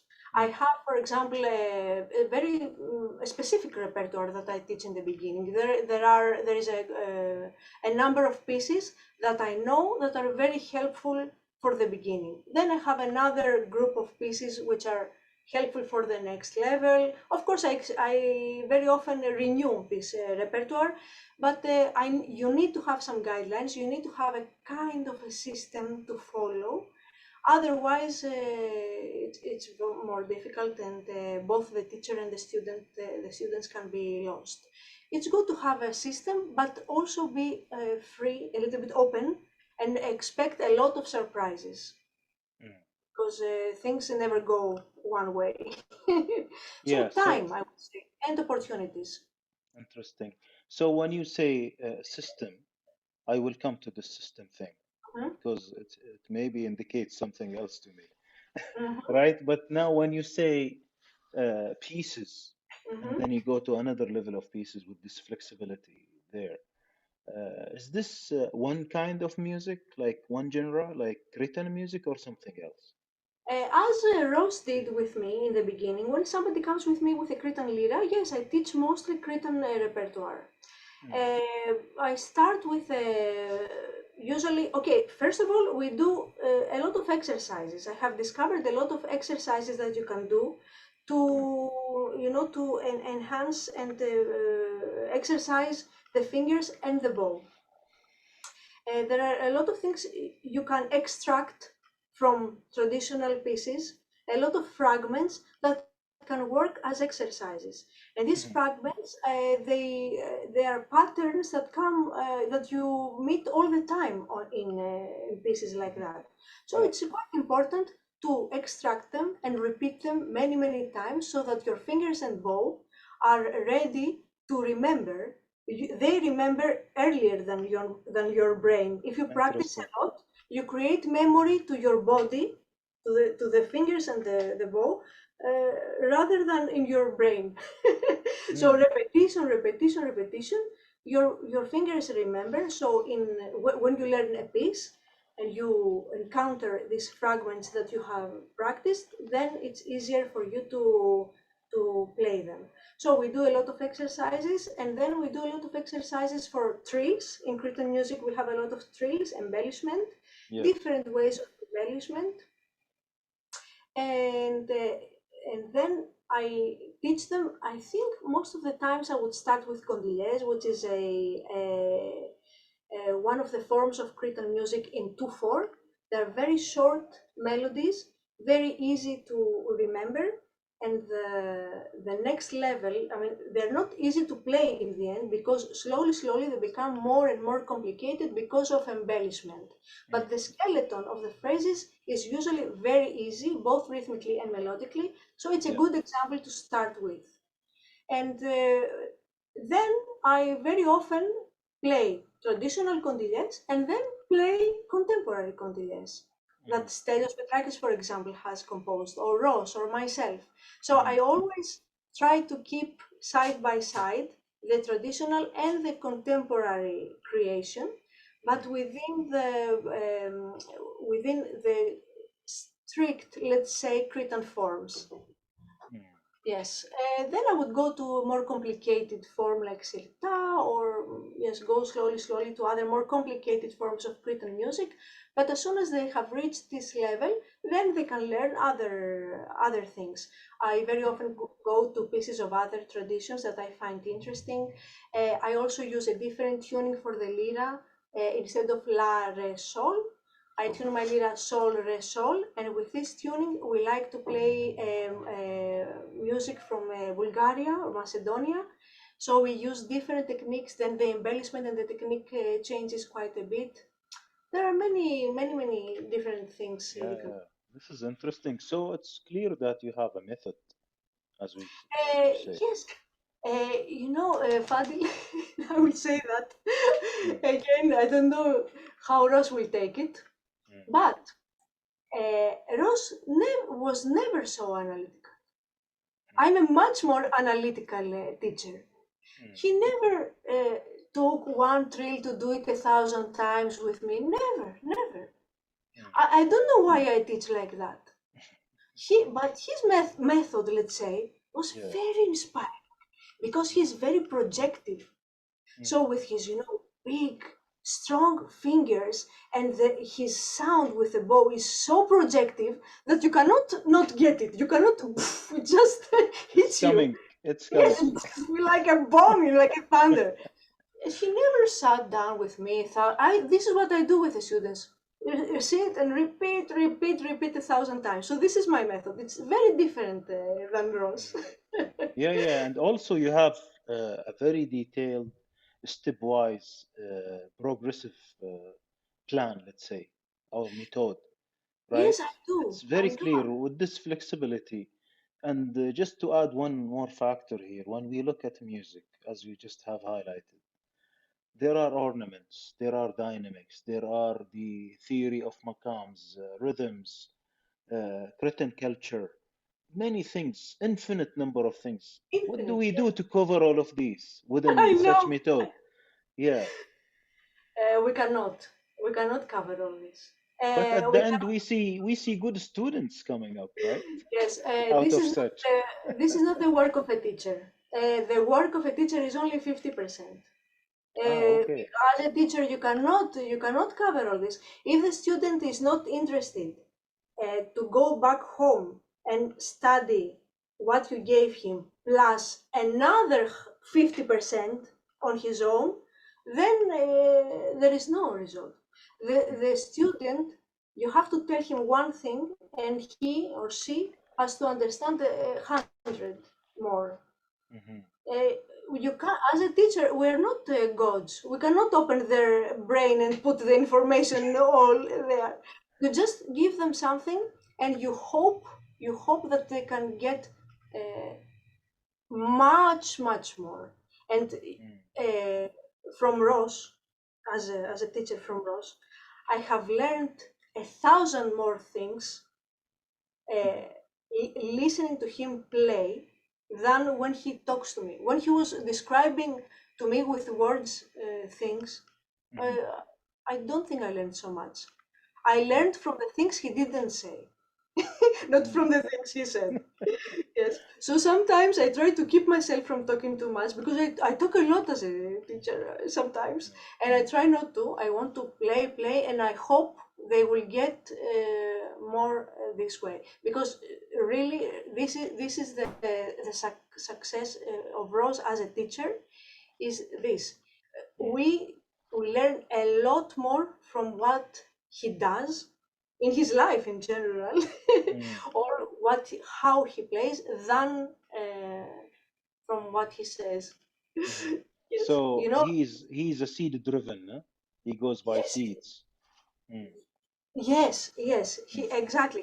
He plants seeds. That's what you mean. Eh? He plants yeah. seeds. Yes, yes, Mm. yes. So yeah, we were talking about you are very maybe detailed about stepwise progressive plan with all these with the many things in there, and that the students are given a few things to maybe open the door for bigger things on their own, maybe the other 50%. But at the end, we see results, we see the fruit coming with Mm-hmm. maybe, as you say, diamonds, like students becoming great players, great performers, Yes, maybe yes. composers, and so on, out of this effort, right? Yes, of And both the teacher and the student, as you say. It's a big mhm, effort, but it's not an effort that makes you tired.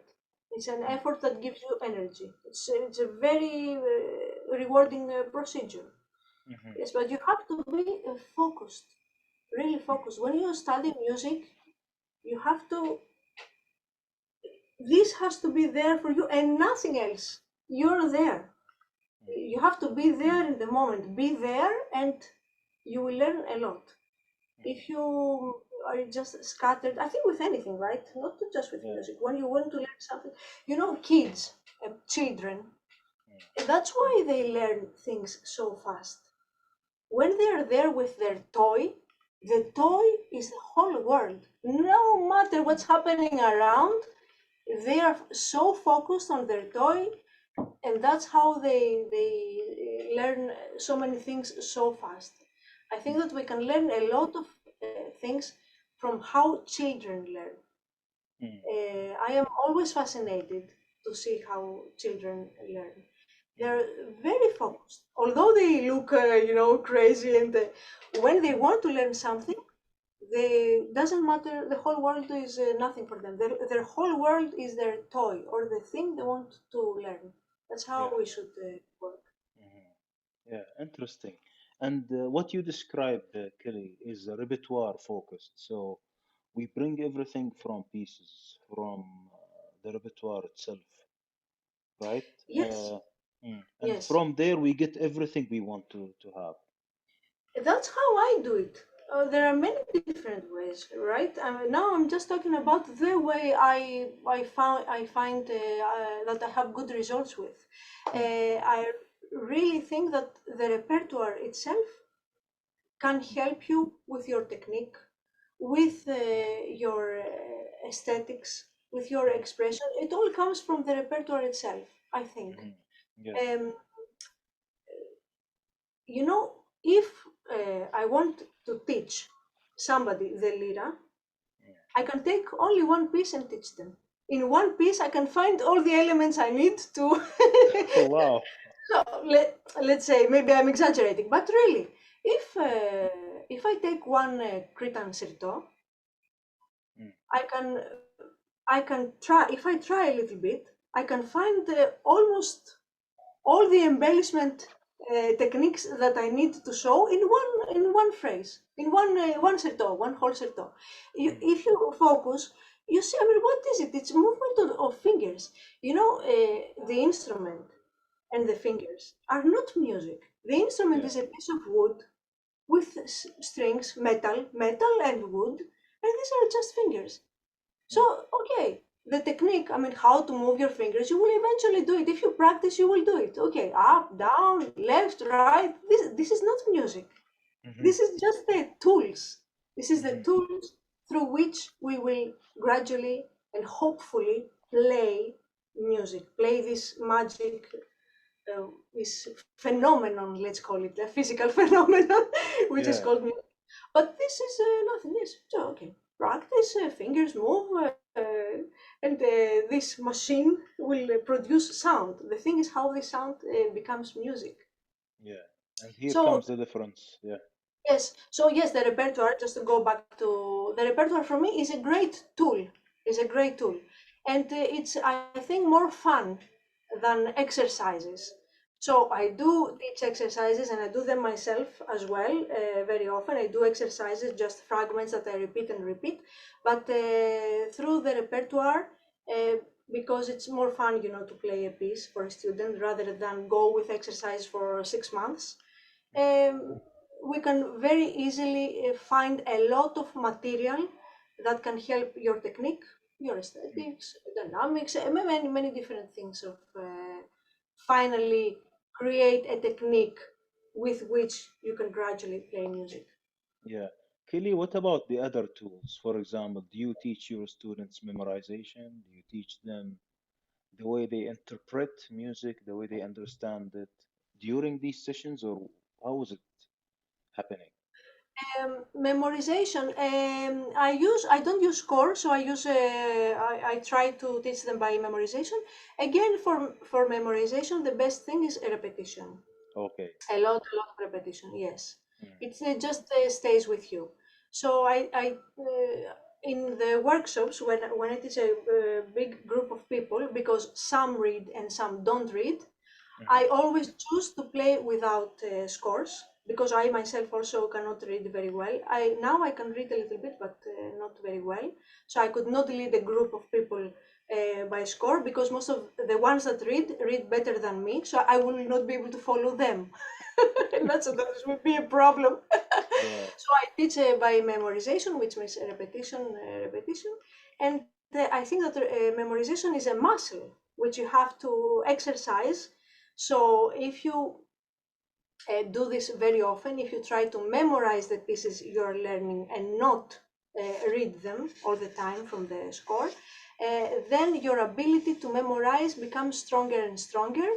And in my opinion, I can't say different because this is the way I play and I learn.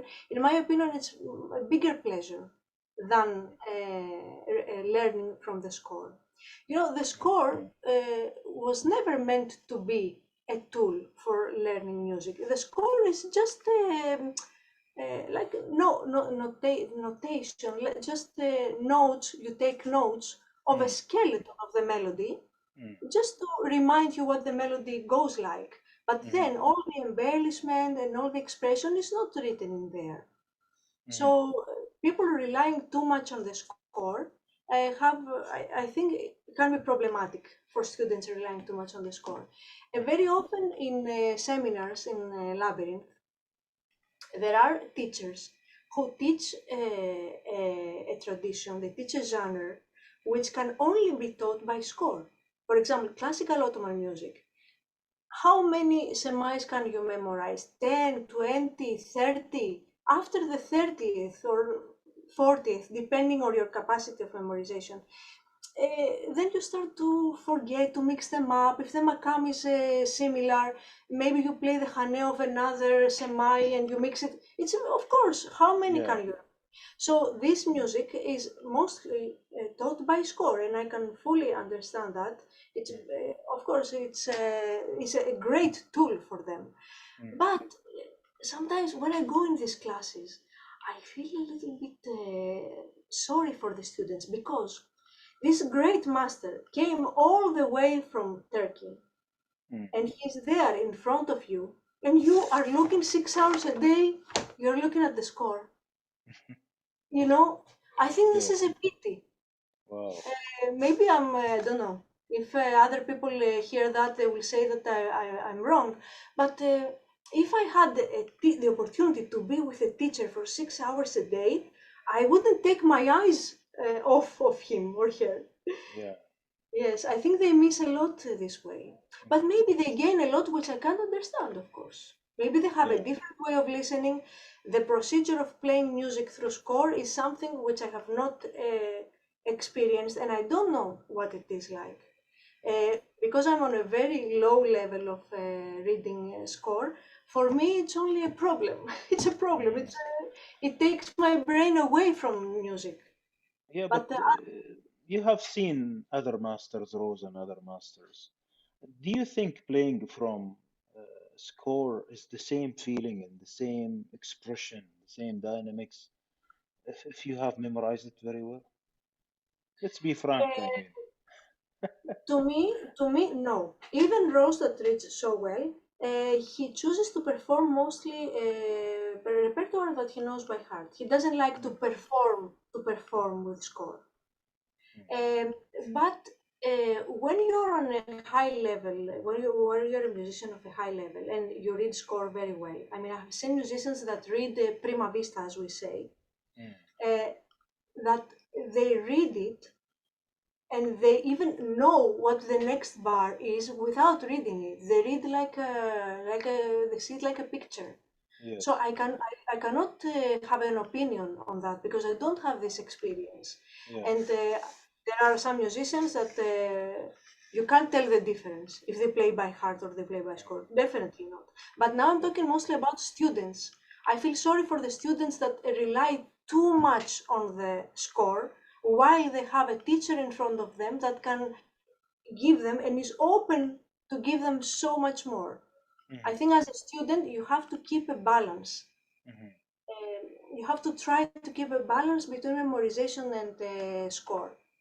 indeed. But I don't know. Maybe I'm I can't judge. Maybe I can't really have a right opinion about that. But this is my experience. Yeah, so Kelly, we talk about teaching memorization, which is happening by nature because they will repeat after you and repeat with Mhm. you. And this is the teaching to listen as well. Teach to listen because we talked Mhm. about deep listening. Yes. Yeah, so you teach them how to listen, right? I don't know. I don't elaborate so much about that. I don't talk about this so much. Mm, Um, I don't know how each person listens to music. I cannot know how mm, each person. I don't know how you listen to music. What is your experience? And I cannot impose my experience or my way to anybody. I can only, if they mm, ask me, I can say how I do approximately because words cannot really describe this kind of experiences. But I can't tell them sit on your chair, close your eyes, and try very hard to listen. procedure, Yes, there procedure. is no procedure. Other people like to listen to music only in their cars. Other people like to listen to music and wash the dishes. Other people want to listen while they sleep. I don't know. I don't Yeah, know. the purpose I ask about this because, a lot of good traits are maybe inherited from the teachers to students. Part of which is memorization, listening, maybe the way Mhm. you, as well as the way you hold the lyra or kamanja, Yes, yes, or maybe the way you approach a certain expression or ornament, isn't it? definitely, definitely. I see a lot of students of mine that have copied my mistakes. Oh, and this is very painful Yeah. because I know I do some things wrong. I know that some things in my technique, in my intonation sometimes, or a lot Yeah. of things that I know are wrong, and I see them copying them. That's why I tell you it's a very big responsibility to to be Mm, a teacher. So you can. There are things they can copy, even the mistakes, as mhm, I do. But there are some things that they are so deep and so personal that I don't know if they can copy or can be inspired by that. mm, So listening to music is very personal. I cannot mm. teach that. Yeah. I can only give them my favorite recordings to listen to. I can suggest things to listen to, but I have no idea how they listen. I have no, and I don't know how the dogs listen to music. I wish I don't know. How can we know? I mean, really, I think it's the way Orca listens to music is as different as my friend Maria listens to music than compared to me. Really, this is a mystery to me. I don't know. Yeah. What is the ultimate goal for you as a teacher when you teach a certain piece? When do you stop? When do we say this piece is now complete? Yeah. The ultimate goal. There is no ultimate goal because when I teach a piece, I don't think I know it 100%. I just played the level I played, and I Mhm, try to pass this information to the level I have learned it. mhm, There is no ultimate, there is no end. Ultimate mhm. means the end, the top. There is Yeah, no, really no top. My ultimate goal as a teacher, not the ultimate, there is no end to the piece, but yeah. there is a big wish as a teacher to inspire the student. I want to Mm, inspire. I want them to feel joy and feel that I am giving them everything. Take everything from me, and mm, know that I'm ready to give them everything. I want them to feel that I'm their, I don't know, their parent, their, I don't know, their closest friend, that I will not mm, hide anything from them. I want them to know that, and I want them to be inspired and feel happy when they play. mm. Happy, just to feel happy, have nothing negative. I want Yeah. them to connect music only with positive things, positive experience, positive feelings, nothing Mm, negative. Because unfortunately, learning music, teaching music, playing on stage, the profession of music has a lot of dark sides. mhm, I've seen a lot of unhappy musicians, and this is so sad. This is mm, so sad. I want all this to be swept away, and be left with pure music, because all the other things that makes us sad mm, around music have nothing to do with music. mm. They're only egoism, or psychological complexes, or you have to leave all that and Wow. just dive in this beauty. And I would love my students to feel that. I don't care if they play the certo well or not. Who cares in the end? Yeah, Who yeah. cares? Mm, This is not the. wow. Yeah, Kelly, now for the repetitions, when will you, for example, would your students say, okay, let's stop the repetitions? Let's say Ah, repetition at a certain melody or repetition at for the whole piece. yes. I repeat and repeat and repeat and play along with them. And as soon as I see that it is as close as possible to what I play, I say, okay, we can go to the next level. But it really depends on the student. I know that some students cannot go beyond that. Mm, So I stop when I see that for now it's okay, mhm, even if it's not very good. I see that, okay, for now it's okay. Let's continue. We will not stick to that for forever, because it will be exhausting, and finally it will be unpleasant. So mm. let's move to the next one. Although I know that it will be better in a few months. It Yeah. cannot be better right now. So there are some other students that I know that no, you're missing just a little bit more. So let's continue. Be patient. Let's continue a little bit more, and it will be very good.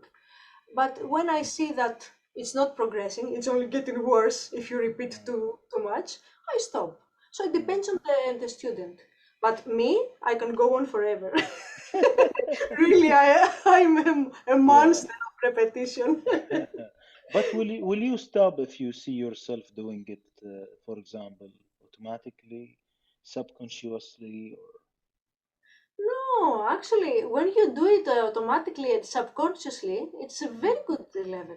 It's a very good stage. yeah, Uh, when I practice myself, and I do something 1,000 times, a very difficult movement, which is very difficult for me to do, and my fingers don't listen to me. Sometimes I get angry and frustrated, and I just stop and I say, okay. But if I have enough patience at the moment, and I mm, continue and continue and continue, and I play it mechanically, almost mechanically, and not think about it, then it's good. I think that this is the moment my fingers got it, and my brain doesn't need to work anymore, and okay, it's good. It's good for me. That's how it works. This is the a very how can I say? You asked me about the ultimate goal earlier. The yeah, ultimate goal as a musician for me is to be able to play without thinking with your brain. mm, The brain is the the biggest enemy, my Oh, biggest enemy. okay. Mm. The So brain. the time we notice ourselves or we start observing ourselves, we maybe distract ourselves, right? We Yes, collapse. yes. Mm. Yes, if your brain is you're judging yourself all the time with your brain. This is Mhm. right, this is wrong, this is good, this is bad. Yeah, This is the biggest distraction. Yourself, your own brain is the biggest distraction. As soon as you go beyond this level and you start playing without this guy telling you all the time what to do, then you are playing beyond yourself. You're playing music. You put yeah. yourself behind. You're a second. You're in the background. You're Hmm. nothing. You're nothing, and music is in front. This Oh, is what we all try to reach, hmm. to go to, and it's Interesting. very difficult. But I want. This is my goal. Before I die, I want to be able to experience this the most possible. I think all musicians will say that, maybe in different words, Hmm. but this is what we need. Yeah, yeah. That's real musicians. That yes, We have a lot yes, of pseudo musicians and fake musicians nowadays. yes. Unfortunately. We are. I am. I know. I am myself too. But when we play concerts, Yeah. people come after the concerts and they tell you, "Oh, this journey was. You took us to all these places, and when you Mm. play, you are in another world." Fadil, I tell you, this is not true. Most of the time, while I'm playing, unfortunately, I think of different other things. My brain is distracting me, and this is so sad. But as I grow up, the more I get older, and I realize I know my goal now, I try not to have these ugly moments of brain war, Yeah. and I enjoy music more and more. The more I grow up, the older I become, the more I enjoy music and the more I understand about it. Interesting. Yes, Kelly, this is a very great discussion, but we have to enjoy music now. Let's yes. select a piece. Okay. What would you suggest? The next piece we're going to listen to is a composition which I made for my last album. Actually, I've made three albums. The first one, Anamhara, I made without thinking so much about it. I just made these compositions. I played on my mobile, and then Mhm. on with my mobile playing, I played the second voice on top of that. This was my compositional system.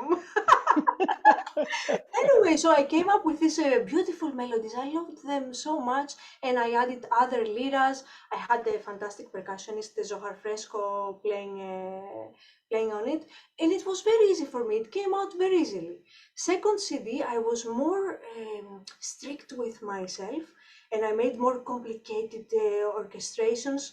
The third album, I wanted to make a very new compositions again, all original compositions, but in a very strict, with very strict Cretan Mm. forms of the Cretan traditional music.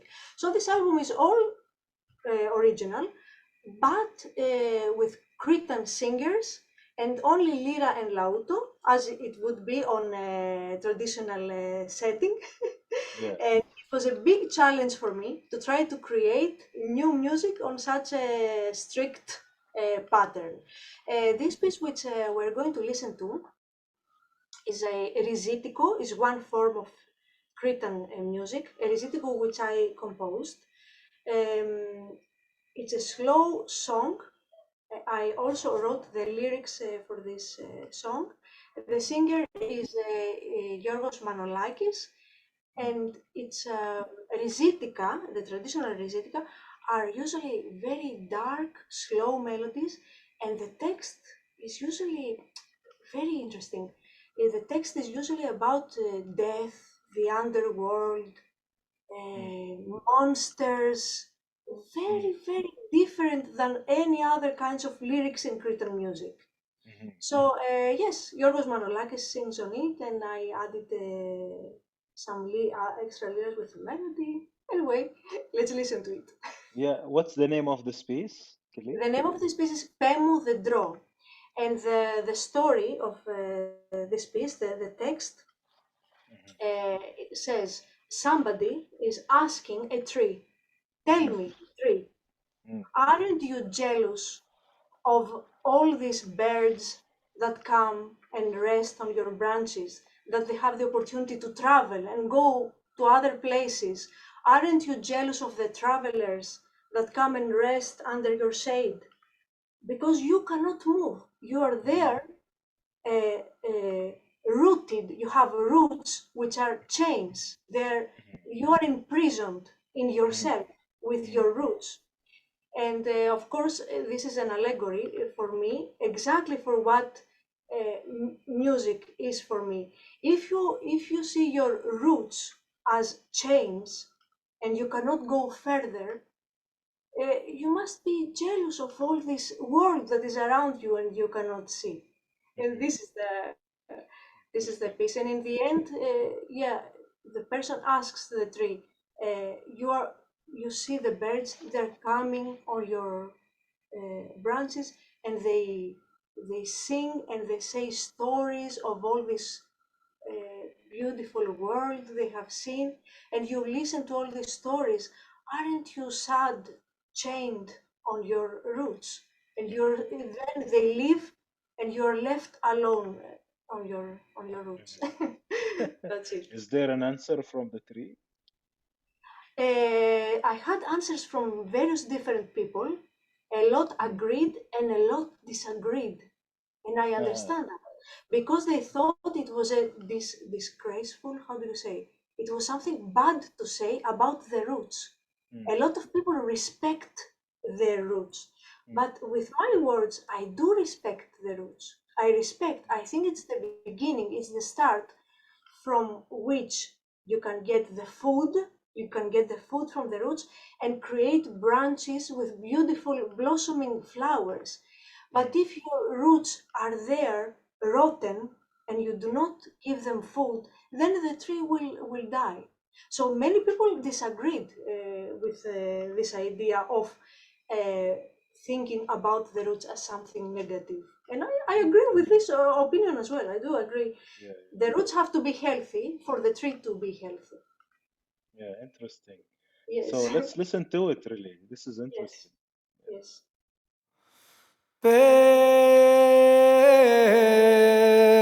Μου δέντρο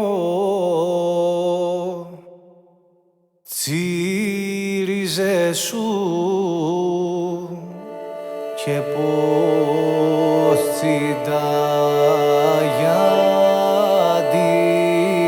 τσινταγιαντίζεις, πώς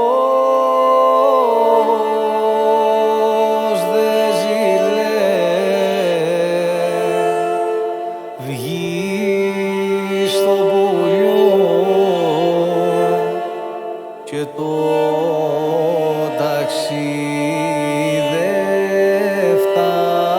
ταξιδεύταδο, πως δε ζηλεύει στο πουλιό το πουλιό και το ταξιδευτάδο.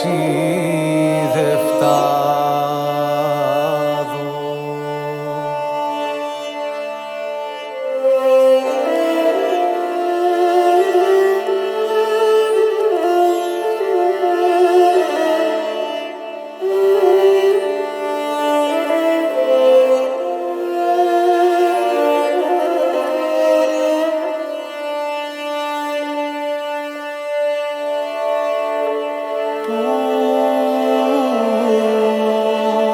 ξαποστέ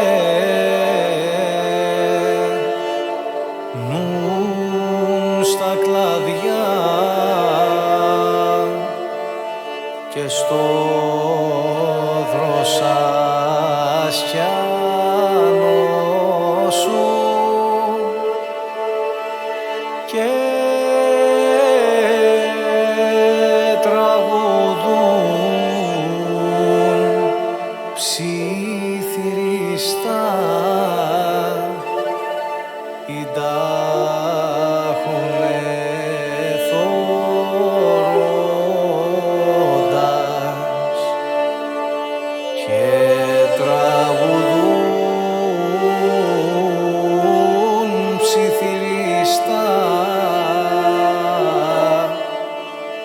ψιθύριστα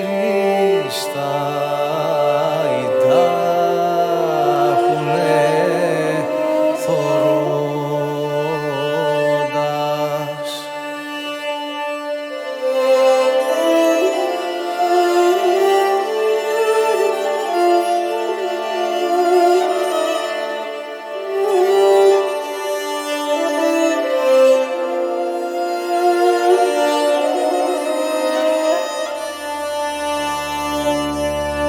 Κι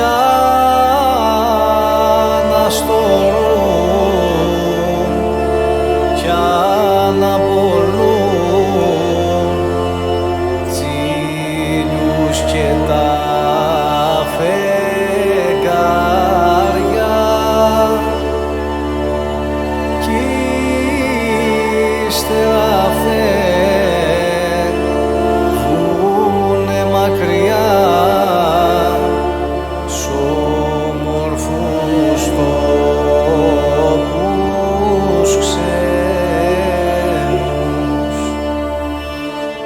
Μας ηχιστούτα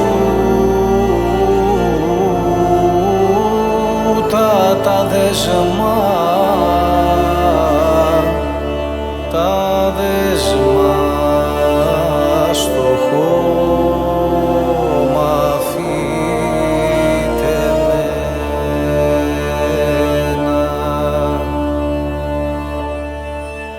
και καρτερίσα μοναχό.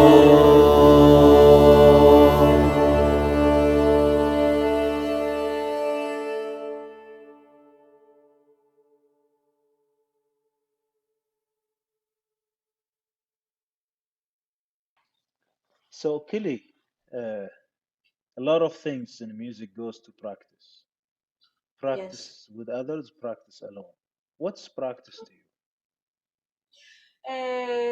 When I started practicing, I practiced many hours per day because I started rather late. 17 years old, to start a new instrument without having experience on on another instrument is quite late because Mm. that your muscles are already developed and it is quite late, not only because of physical reasons, but also because you have a lot of things in your mind, you have other distractions. So it was kind of late, 17 years old. I know other musicians as well that have become professional musicians and have started in later age like that. But most great musicians I know have started much earlier, 5, Yeah. 6 years old. And I can't imagine what a privilege it would be to have started and develop your muscles on the instrument, since you are 5 or 6. This is fantastic. And these people, of course, have become great virtuosos. They don't bother about technique anymore. They have covered this subject very early in their life, which is something to be really jealous of.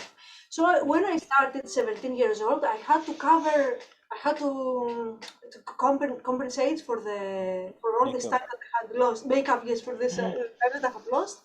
And the first years I would study maybe 7, 8 hours a day, I would say. Wow. Yes, a lot. But the time that I was also at school, I couldn't do that because I had to study at school,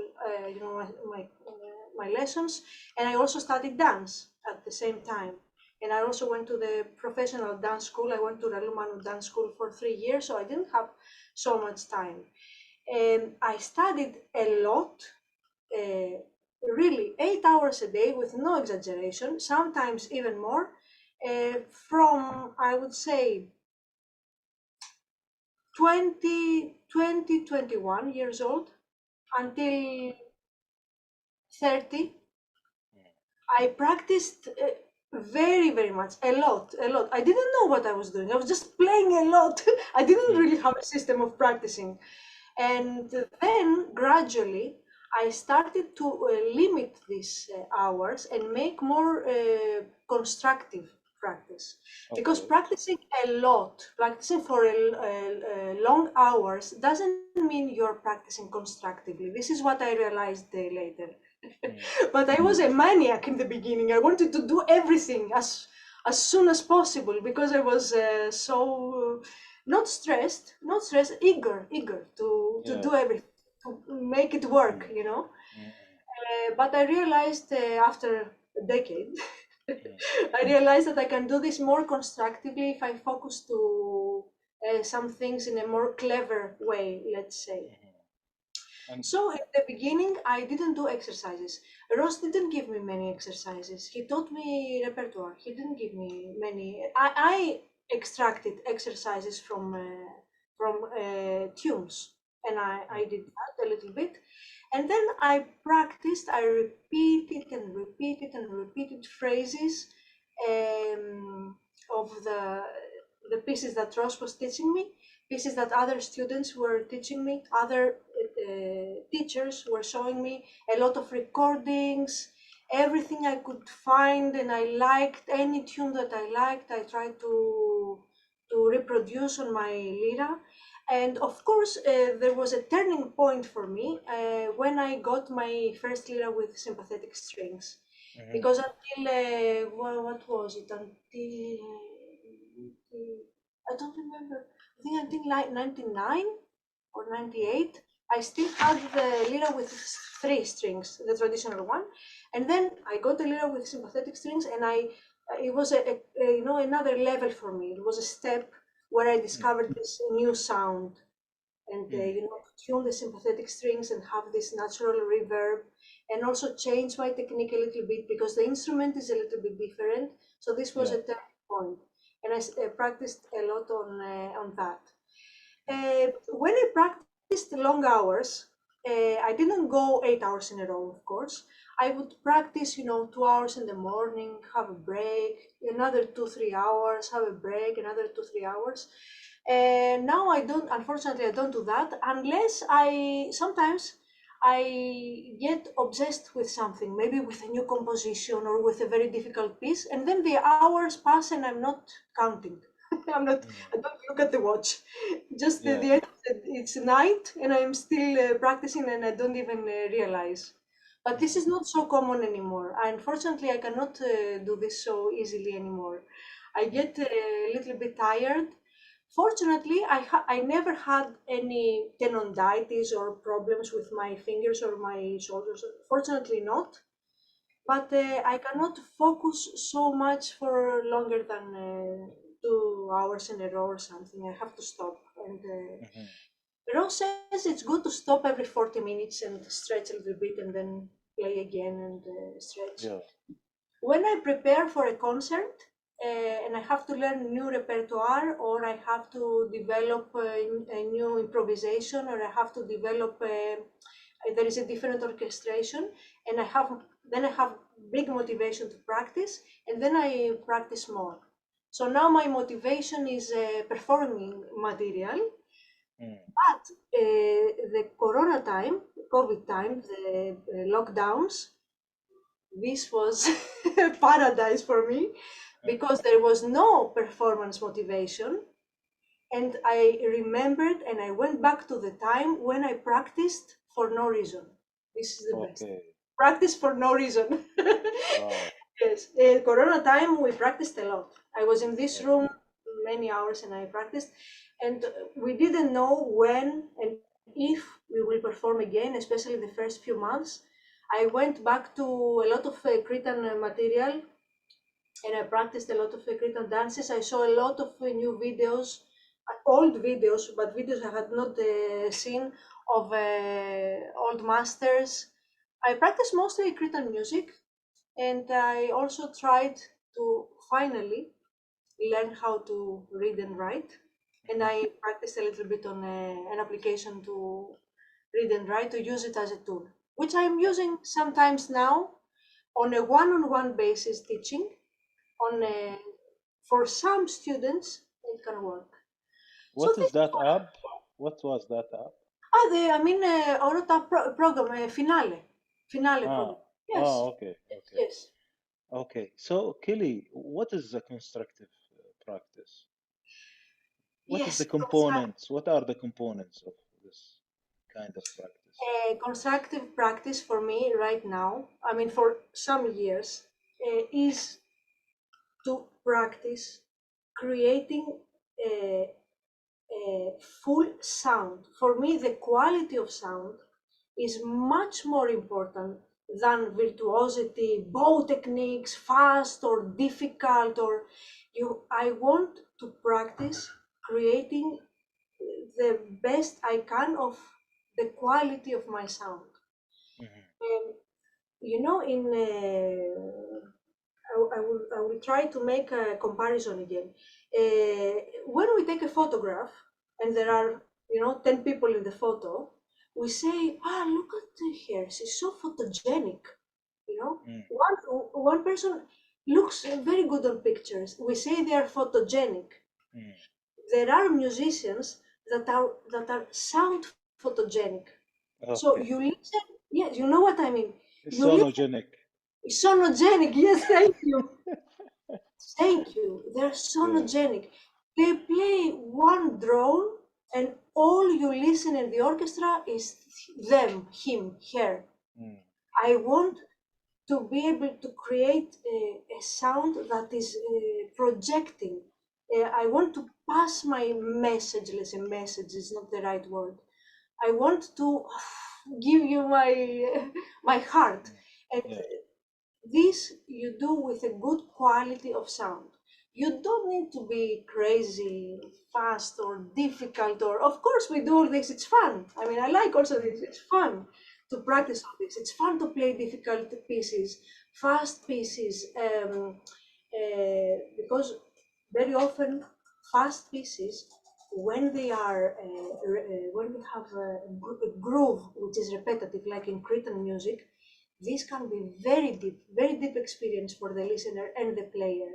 Mm. These repetitive fast dances in Crete, they create something like a, how do you say, uh, like a primitive instinct Yeah. to you.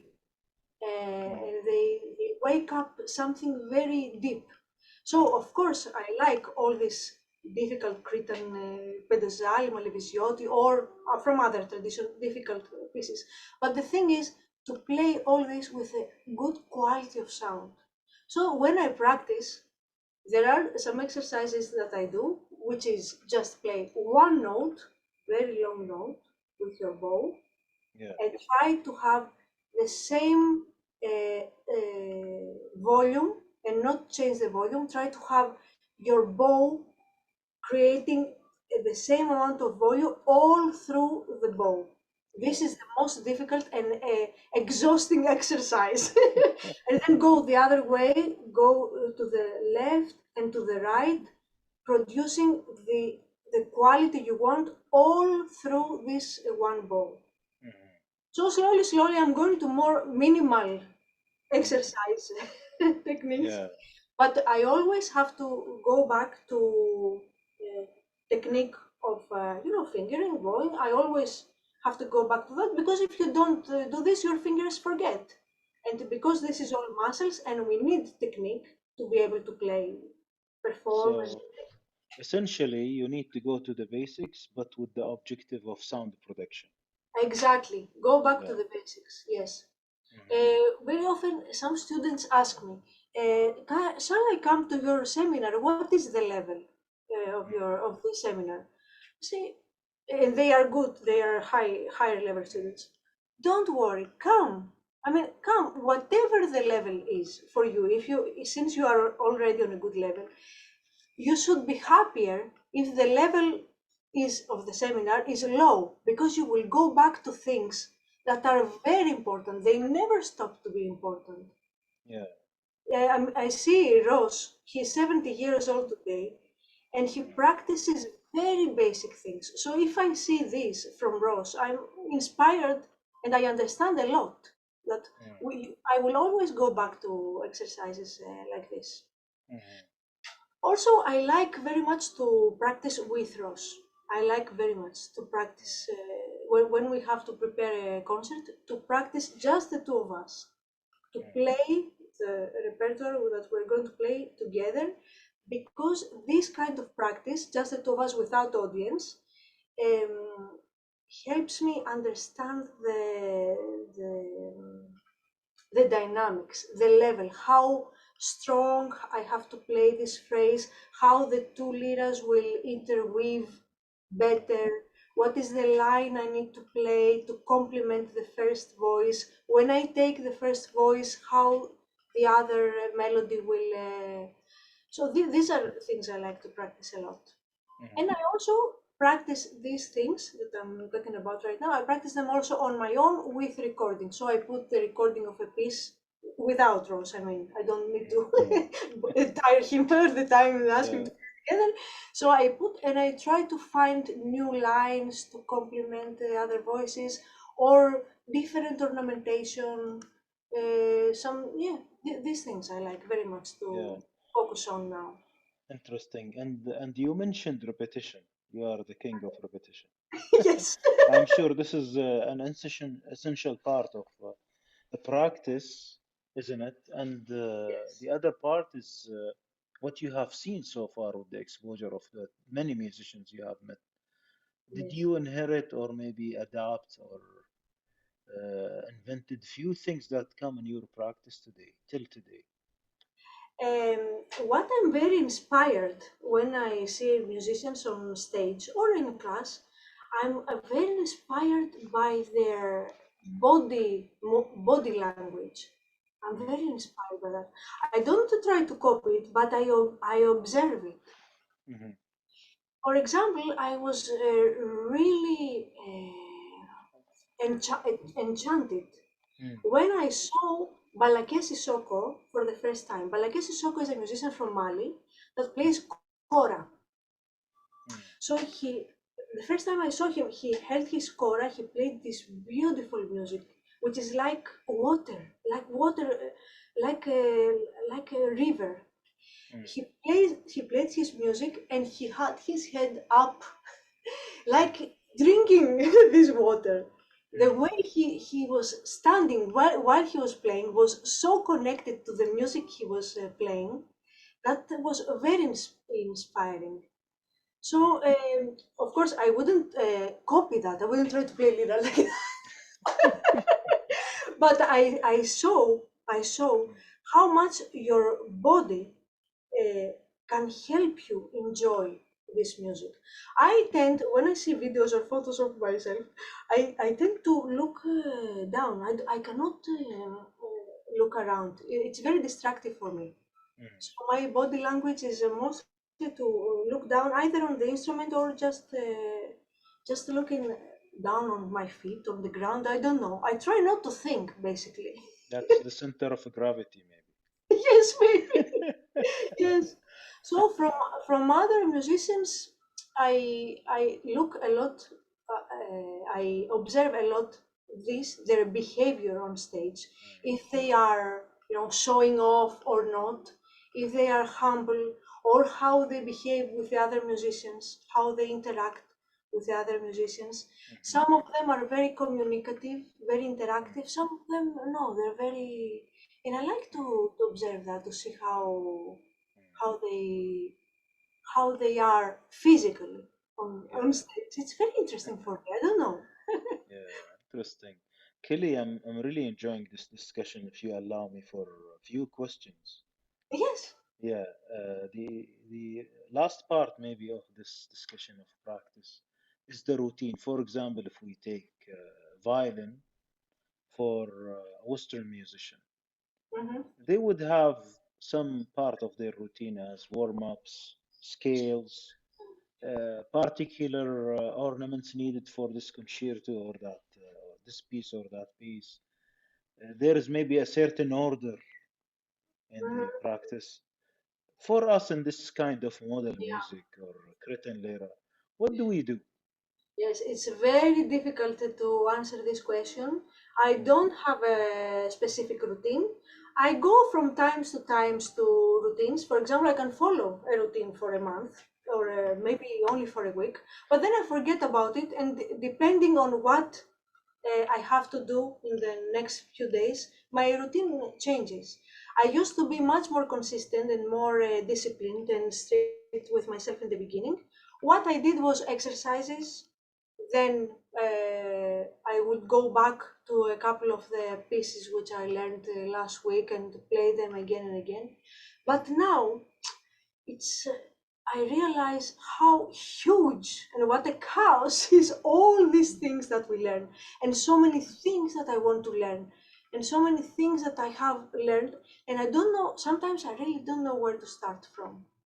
As I said in earlier, with classical dance, my practice and my studies were so constructed, so strict, so methodical, uh, that it was kind of easy to start. I mean, the class of a classical dance hour is very specific. With lyra, I don't know what to say. I still don't know, really. Maybe I can the objectives of this music is different from the objectives of the output of that dance exercise. Yes, of course, but it would be nice. On the one hand, it would be nice to have a structure in our practice. I think it's very difficult, but it is possible for each one of us to create their own routine. Um, but there is not one routine. Mm. There is not one routine. Uh-huh. When I was closer to the discipline I had with dance, time wise, so when I was 17, 18, 20, 21, I, I was more disciplined because my time was split it in many different things. I had to study for school, I had to study for the dance, I had to do that, and I had very specific. Yes.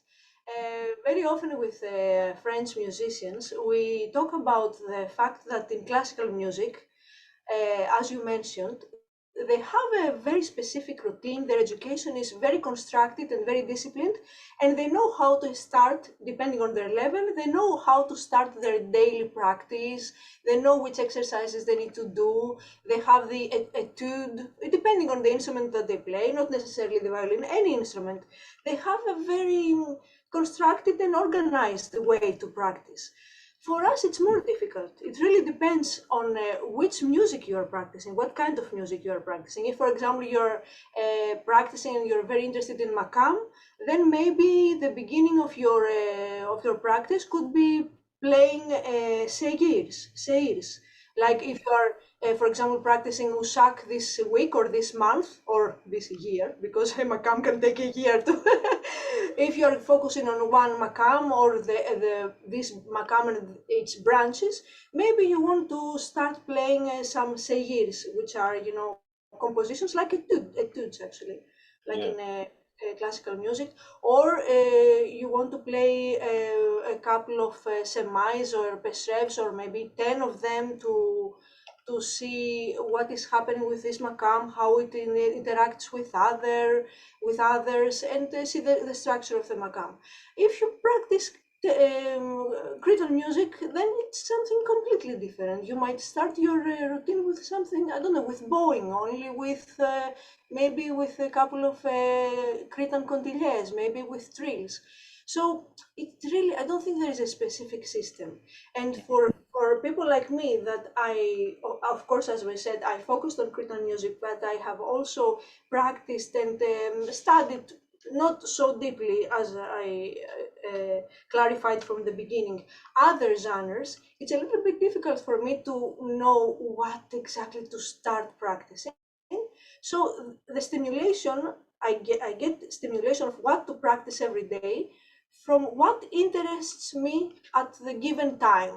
So if there is one specific piece that I really like this week and I'm listening to it a lot, then I play this piece. Or if I saw from another musician a trill, an interesting trill that I don't know how to do, maybe I focus on that.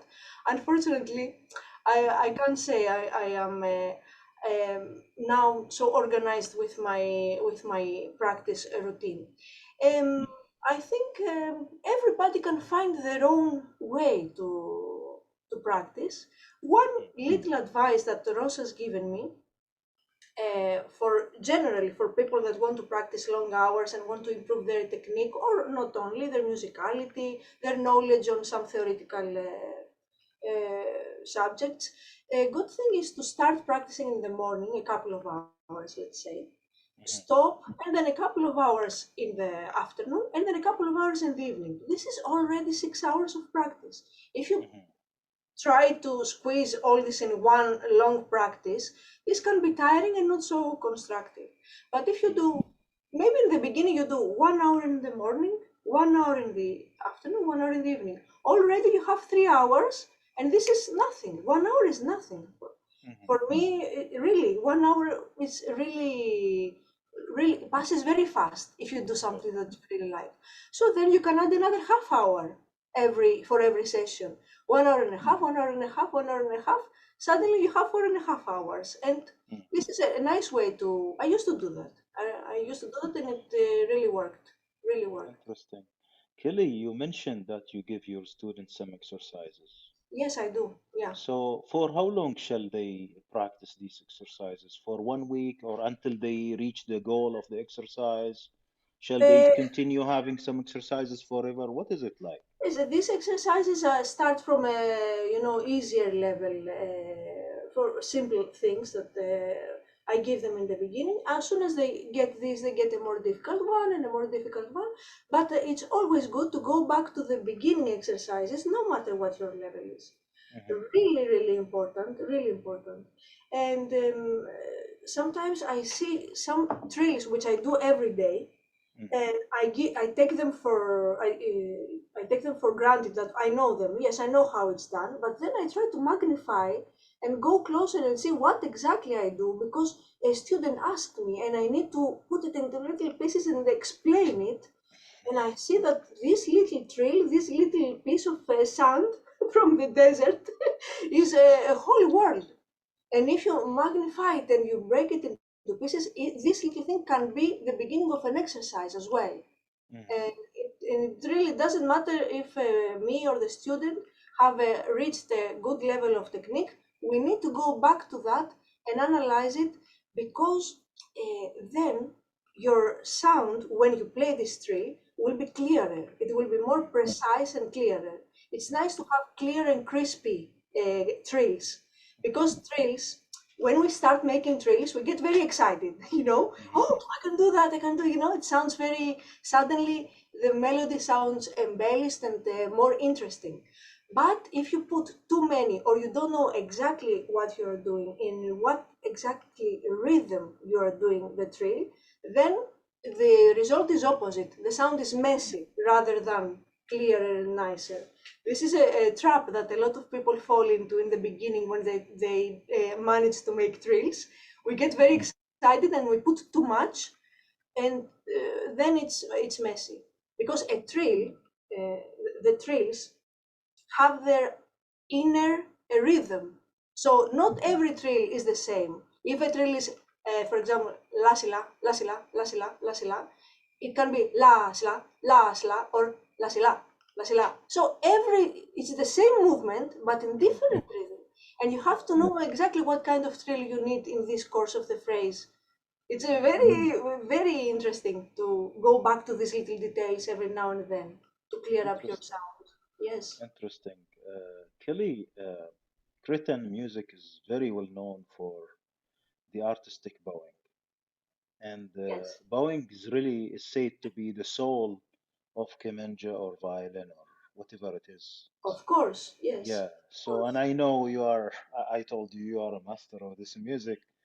So we need you to take us into a quick journey, Mhm. and maybe we Yes, have a more detailed one in another interview about your idea and approach to bowing. yes. How do you see it, understand it, approach it, and teach it? As you said, I fully agree that the bow on both instruments is at least half of the instrument, if not more.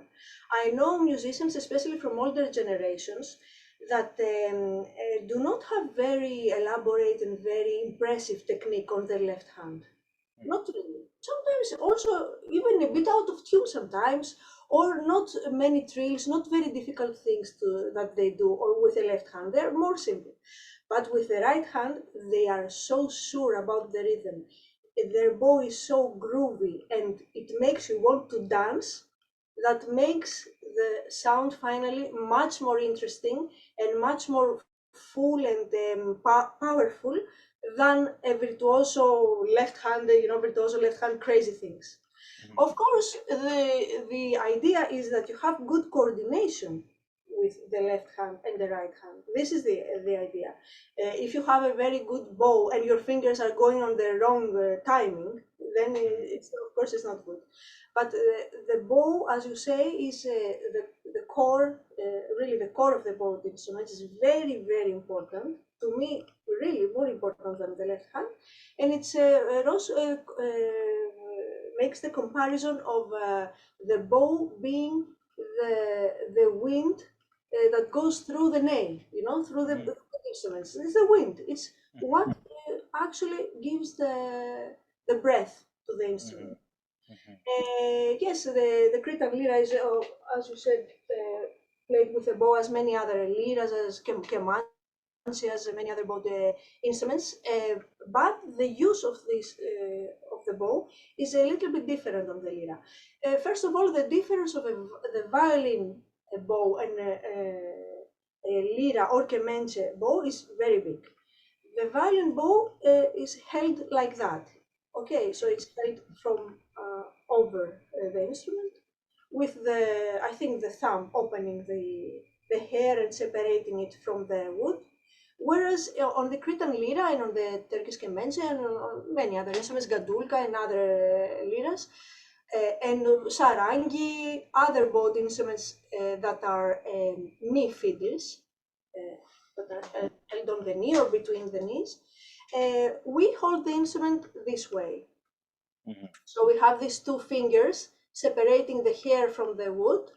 We have the thumb balancing the bow, the wood, and this finger as well holding it. So it's more a bit like holding a spoon when you eat a soup, kind of this way. So because the bow on our lyras is not like a violin bow that the hair is already a bit open. You see the hair is touching the wood. So these two fingers, they open the hair and separate it from the wood. And while you play, these two fingers actually work. They have some tension and they work with the dynamics. They work with the dynamics that you want to give. They're not just there to open the hair. So yeah, this is the way we hold it. And in many instruments, a friend of mine, I have a friend, she plays nyckelharpa. They hold the bow like that. Nyckelharpa is a Swedish instrument, very, very complicated construction. It's a long instrument, they hold it like that, here, like that. It's like a long fish, I don't know what to call it. And it has a plectrums, it has little keys that you press, wooden keys, you press and they stop the string like we do with the lyra with our nail. I will show you later how we do it with the nail. Anyway, this friend of mine, she says, when we first met and she saw that I hold the bow like that, whereas most people she knew because she's from Europe, she's French, and most people she knew that play bowed instruments, they all hold the bow like that. Because cello and violin and all the instruments that she knew so far. And she says, I think, and I told her that in India also they play like that, in other traditions from the East we play like that. And she says, okay, I have an idea about this. I think I understand why you hold the bow like that. From all the poor countries, you're asking for money and you hold the bow like that. We rich countries, we give you money and we hold the bow like that. What a musicological approach about the bow, no? This is money-driven explanation. Yes, money-driven. Anyway, we laughed a lot. Anyway, so in the Cretan lyra, the use of the bow is much more percussive that it is on a Turkish violin or Arabic violin or the kemençe, the Turkish lyra, the Turkish classic lyra. It has a much more percussive function on the instrument. So we don't play so much legato. Most of the melodies we play, we separate almost always every note with a different bow. Almost always. Of course, there are bow patterns which we use where we link some notes depending on the phrase. But generally, if you listen to Cretan music, the most important difference you will find between the bowing of Cretan music and Turkish music or Arabic music is the fact that there is no much legato use of the bow. It's much more percussive. And this is probably because in the past, the accompaniment of the lyra was not the lauto. Today we have the lauto. The lauto appeared on Crete only in the beginning of the 19th century. Before the lauto, the accompaniment of the lyra was percussion. And before even the lyra, we had the little wind instruments and percussion. Then the lyra came with a very percussive bow without accompaniment, rhythmical accompaniment from the lauto, and very often they had bows with bells on them, little bells, which would when you were playing the rhythmic pattern, the bells would shake and play along the rhythm. And I have one of these bows with me here to show you. So this way, yeah. Wow. So these are Christmas bells, I think, for Santa Claus. Yes. Yes. So the rhythmic pattern you can hear. It can be a bit confusing when you start practicing with this kind of bows because the bells ring a little bit after your movement. But still, it is a very nice effect. Very nice effect. Yes. So when we use this kind of bows and we play with microphones, they sound too loud when you're close to the microphone because the bells are closer than the lyra, than the string, and they sound too loud. That's why I don't like to use these bows, and I put, if I need bell sound, I put this bracelet with bells, and as I move my bow, with the rhythmic pattern I want, they also shake and sound, but a little bit softer. Yes. Interesting. Yes, the bowing on Cretan music, so it's very percussive. Of course, we have slow pieces as well. Through the years, through the decades of the development of the technique of the bow, I'm sure the big masters of the past have started to put new elements. They listen to other kinds of music and they try to put new elements of bowing, and they added some legato techniques. But the pure traditional music of Crete is mostly, the bow is mostly percussive, the older pieces. Of course, as I say, we have some legato techniques as well, but not so many. And for the bow, are we using all of it, like the tip, the the base of it, the middle? Are there functions for that similar to violin or? Yeah. This is very important, a very important detail to talk about.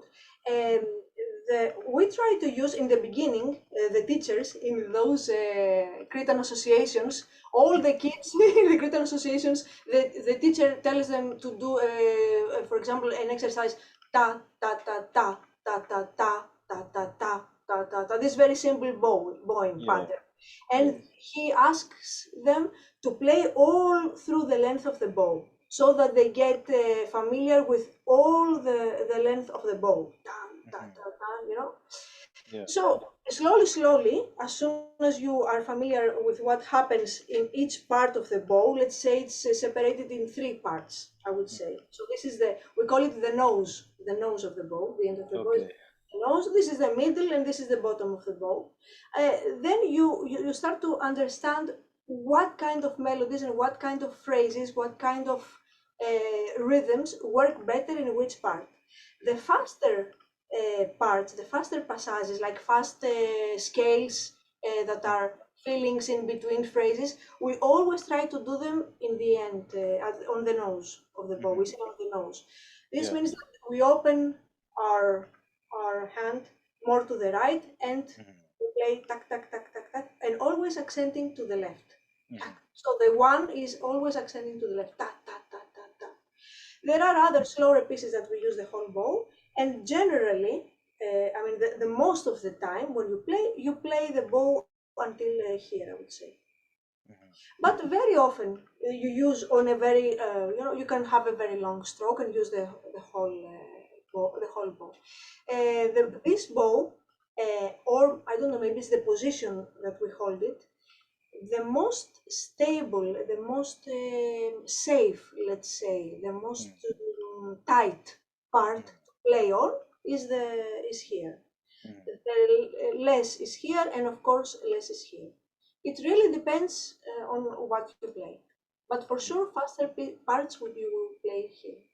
There are some videos on YouTube of Kostas Mondakis, the teacher of Ross, and of many amazing players. The big masters that we have today are almost all students of Kostas Mondakis.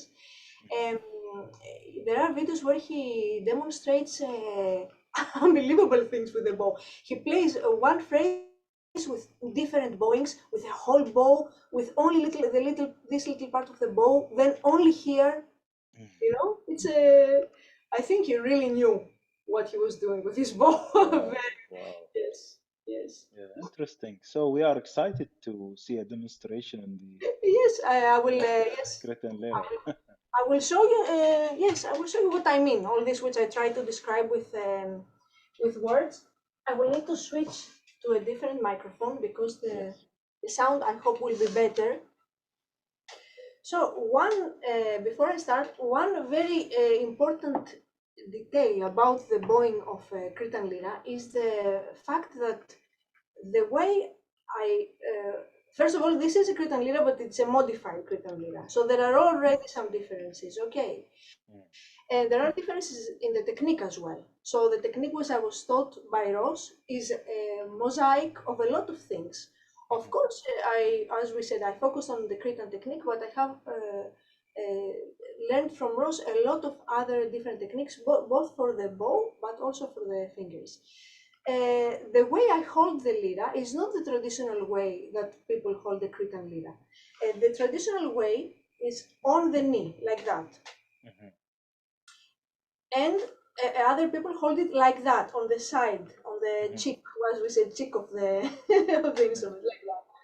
So holding it these two ways, you have the option to turn the instrument because Mhm.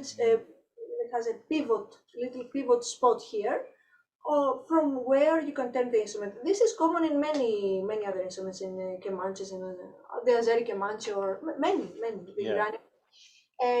So I don't know. From the beginning, I started practicing with having the lyra between my knees like that, which means that I have the instrument stable. So instead of turning the instrument, I can't turn the instrument if it's stable like that. Instead of turning the instrument, I have a little bit different technique with my bow, and I turn my bow mostly. Whereas people that hold it here turn the instrument, and the bow stays on the same level. It doesn't go back and forth so Mhm. much. Mhm. So I just wanted to clarify this because what I'm going to show, I will show it with my technique to show you how I do it, and then I will try also to play it here to see the differences. So now, Fadil, I will change the microphone, Sure. but I think it might be a little bit lower.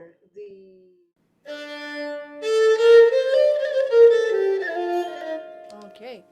Excellent. Yes, my voice might be a little bit low, but I will mostly play and not talk so Yeah. much. I will switch to the other. Yes. I will play just a little phrase to show you how the bow is more percussive and how I separate the notes on every bow. I almost play one note for every bow almost all the time. This is a Sirto from Rethymno that I will play, just a few phrases.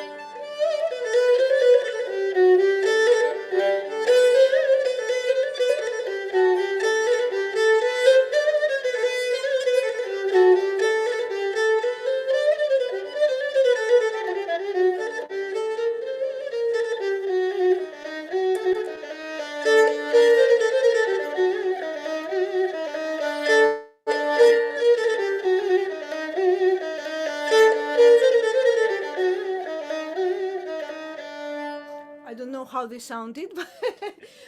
Very So, beautiful. for example, this.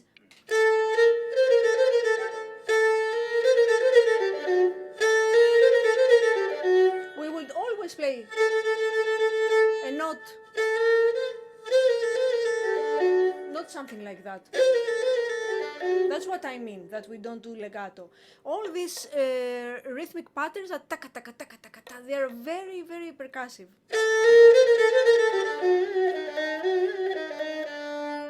So now, what did I want to say? Ah, yes, the patterns. Patterns. So I will play a phrase now, the same phrase over and over, and I will change patterns of the bow. So the phrase will be the same, and every time I play it, I will change the rhythmic pattern. So our phrase is this.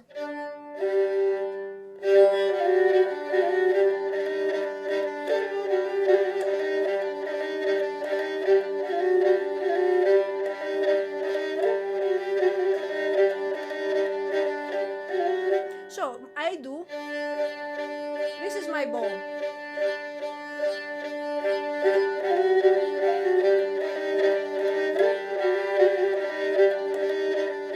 Now I will change. Every 2 times I will do different bowing.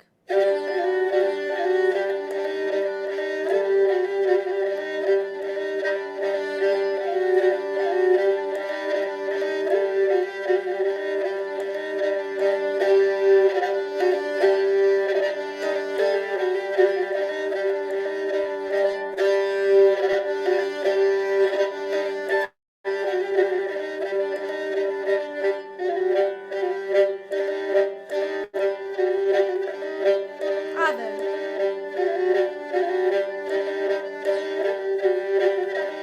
Other.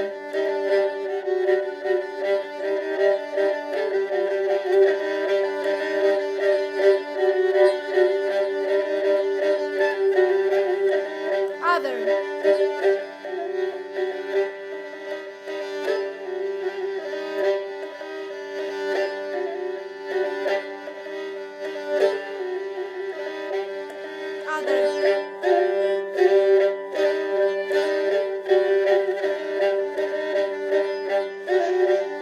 Okay, and you can go on and change the pattern. And if you have this bow, it sounds really interesting. It's more obvious. The changes are more obvious. I don't know how this will sound now. Maybe too much. No, no, it's good. It's good. Oh, yes. Yeah.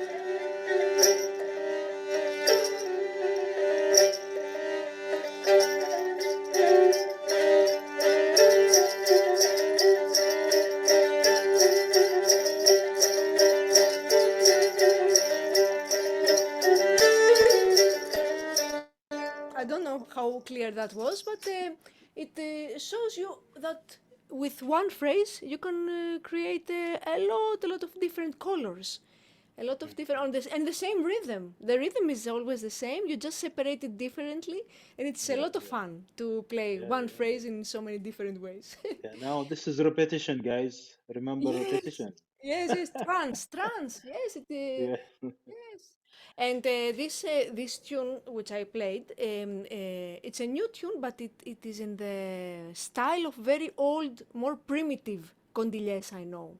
More a more primitive style, and these condiles are usually extended in a very short length of the scale, 3 4 notes only maximum, and they go on and on and on, and the singers on the same melody, maybe for 20 minutes, the same melody, they don't change melody, only this. They sing different lyrics on top of that. Yeah. Yes, Interesting. it's Interesting. fantastic. Yeah. One last thing, maybe that would be interesting to show about the bow. is this technique that I told you that I have different technique with the bow, and I will show you the original one. So there is a dance called bendozali. There is another dance called susta. These are hop dances, jumping dances we call them, and there are phrases in this repertoire which are very often like that.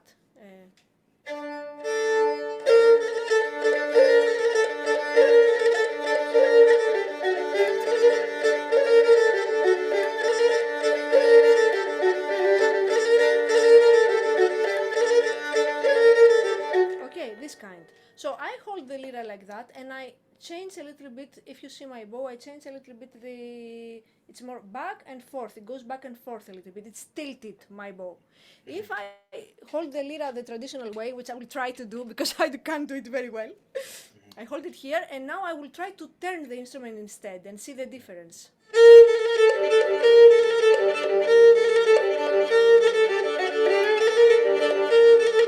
It's very different. It's more difficult for me because I haven't practiced, but it sounds better. And I know that this way to hold the lyra like that between the knees, which I do all these years, have a lot of disadvantages, but a lot of advantages as well. I will change the microphone again. I will not play anymore. Do you need anything else? Do you have any questions? I think our viewers would like another interview for the playing part. Yes, I can talk another 3, 4 hours about this if you Thank you want. very much, really, really appreciate it. Yes, Okay, so now you hear me from the other microphone, right? yes, yes. So yes, this position which I have chosen to practice here has the big advantage that my left hand is free, and I can do different kinds of ornamentation without worrying about the stability of the instrument. Here the instrument is not so stable, uh, so because it's not so stable, the technique of their technique, the ones that hold the lyra like that, is that they have to stabilize it a little bit with this part of the hand, which means that the fingers are not so free in different positions because the hand is blocked a little bit. So here, the position of the kemenche for me is very effective for doing things like that, moving the whole hand in circles and doing ornamentation, which would not be so easy for me to do here. On the other hand, here there are many other advantages which I don't have. The most important one is the turning of the instrument. These bowings on pendozali, on jumping dances, sound much better with this technique. Yes, much better. I have tried to develop a technique and make it convincing, sounding okay, but still, when I listen to the other bowing, I like it better. Still, Yeah, sometimes I practice like that, but it's not it's not so good. yeah, Kelly, I think it's the same discussion when we talk about playing the violin with shoulder rest or without. The technique will be different. The shifting, the sound, everything. Yes. So it's at the end a person's choice. Yes, Uh, the yes, way the musician would like, I think, to yes, interpret and produce music, isn't it? yes. It Sound depends also production. on the yes. It depends on the teacher that you are studying with. Some teachers are very strict, and they say, "I want you to play exactly the way I play, so the instrument is held like that." And this is good. I respect. I really respect that. They say, look, the lyra is played like that. Do you? It's not. You cannot play it between your knees because then you will not be able to follow what I will try to show you. And this is right, actually. I respect that. But Ross never discouraged me of holding the lyra here because he saw the advantages of holding it like a kemenche, and because the technique that he was teaching me was not purely Cretan. And I wanted to do, at some point, I got really interested in Indian techniques. So playing it like a sarangi, playing the lira like a sarangi. And this is much easier to do, holding it between the knees, because then you're free, your hand is more free. So yes, Ross never discouraged me, so I continued like that. It's good to be free to choose the way you want to play, but this can also be a trap Because if for years and years and decades and hundreds of years people have been playing this instrument this way, it means they did it for a reason. Mm. So uh, do it with your own responsibility. It's your responsibility to change it or not. I personally know very well the disadvantages of that. Interesting. Kelly, I think we enjoyed a big deal of discussion about many important things. Let me know about the way people approach you, for example, for lessons, projects, collaboration, your Yes. concerts. Mm. My most important and most large circle of friends is Labyrinth. Through Mm, Labyrinth, I mean, my this community is very big now, very big. mm, yeah. And whoever knows Labyrinth well, they know me, they know the teachers of Labyrinth, they know the students, they know, so we know each other. We are a big circle. And a lot is happening in this circle, a lot of different things. Uh, they, there are so many different musicians, so many different composers, and each one is special. They do a lot of projects, and yes, internet helps a lot as well for us to communicate, even if we are not together in here in on Crete in the summer. Uh, of course, as you know, we have the other branches of Labyrinth in Italy, in Cyprus, in Canada, in Spain, Catalonia. We have many different branches. This has become so big that it's very easy to find people to collaborate, to learn with, to teach to it's I Mm, mean it's the community is very big. yes. When I in the beginning when this all thing started for me when I was 15 years old, I had no idea about this world. I thought the world was there, Piraeus, my little corner. I didn't know there's a whole new world that is so interested and so creative with other genres of music, and but it's big, it's huge. Yeah. So you are reachable through which channel? The best way? Through Labyrinth, through Facebook, through. Facebook, yeah, I use Facebook a lot. I use, of Mm, course, my email. Yes, anybody that wants to find me, anybody who is interested in this kind of music, I think they would very easily fall on Labyrinth. If they're interested in this kind of music, it's very rare that they would not know the work of Labyrinth, I think. okay. And where do Yes. we find your music, Kelly, to listen? Where to listen to. Mm, You know, I have made 3 albums and I have uploaded all of them on a platform called CD Baby, which is a distribution company that distributes it to all streaming different streaming platforms. yeah. Uh, I used to also have available the physical CDs to be sold, but nowadays, people don't buy CDs, and I fully understand. They don't buy the physical CD. I fully understand because me, I only have a CD player in my car, only in my car. So to listen to new albums, I ask my friends to send me links, or I buy links of MP3s, or otherwise I can't listen to new music. They Yeah. recently gave me some albums, and I can only listen to them in my car. Mhm. Interesting. So, and I'm sure there are a lot of recordings, video and audio recordings on YouTube and other On platforms as YouTube, well. yes, of course, videos and yes, many recordings there are. Just type Kelly Thoma and you will find her everywhere. Yes, yes, Excellent. many things with Yeah. Rose, with other musicians, with other projects. Yeah, we've done many Yeah. Yeah. different things. What's give us some news about the new developments of Labyrinth?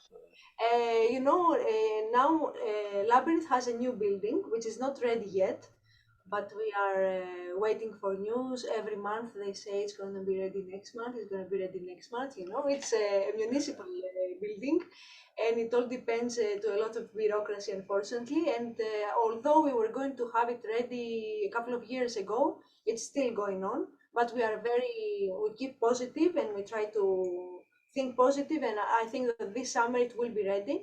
It's across the old Labyrinth building, Mhm.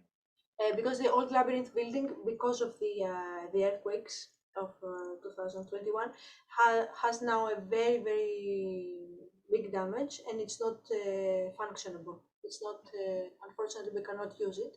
We are also very positive and hopeful that it will be fixed in the future, and that it will be in our disposal as well. Because for us, labyrinth is this old building, of course, but the new building will have a lot of facilities, a lot of space for classrooms. I think 4 big classrooms, offices, a recording studio, a theater. So it's going to be fully equipped with. Oh, Yes, we're very lucky. interesting. Yeah, so this summer, hopefully, if everything goes well, we will have a series of seminars and master classes in Kudetsi. And of course, as always, the orchestra, Mythos Orchestra, which is an orchestra that has been functioning since 2018, Mhm. of 10 to 12 very talented musicians of different levels. Some of them are still students, but on a very high level, until high level acknowledged musicians. They come and stay in Hudetsi for 2 months, 1.5, 2 months, and they perform 2, 3 concerts every week with repertoire from the various teachers that come to teach at the Labyrinth. And it's a fantastic project of mainly an educational value, but artistic as well. I mean, they are very high quality concerts as well. And of course, we have the other labyrinths that function, the other branches that I told you about, and Labyrinth Online as well. Yes. So Labyrinth Catalonia, Labyrinth Italia, Labyrinth in Canada, Labyrinth Toronto, Ontario, and Cyprus. They all do, all year, they do events, workshops, and concerts, and various collaborations. Yeah, and the online one, which have you have mentioned, is really a great virtual community now, I know. especially Yes, post-COVID or during and yes, post-COVID, yes, and looking forward really for continuation of yes, such. yes, Yeah. yes. Yes, it really saved us. Labyrinth Online saved psychologically. I think it saved a lot of musicians. Yes, to be able to keep in contact with all this community, it was a really fantastic tool. Interesting. Kelly, before we conclude, what piece would you select for us? The The last piece last that we're piece. going to listen. Okay, we will listen to a composition called Hamsi. Mm-hmm. It's a composition I made a few years ago for a selection of, I made an album, and it's a collection of pieces that all of them have names of fish.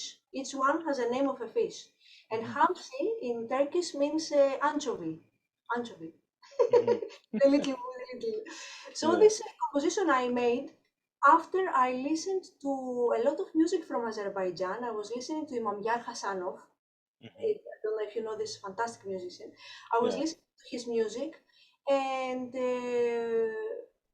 then I took my lira, the little lira. I have another lira, high pitch, and I played something.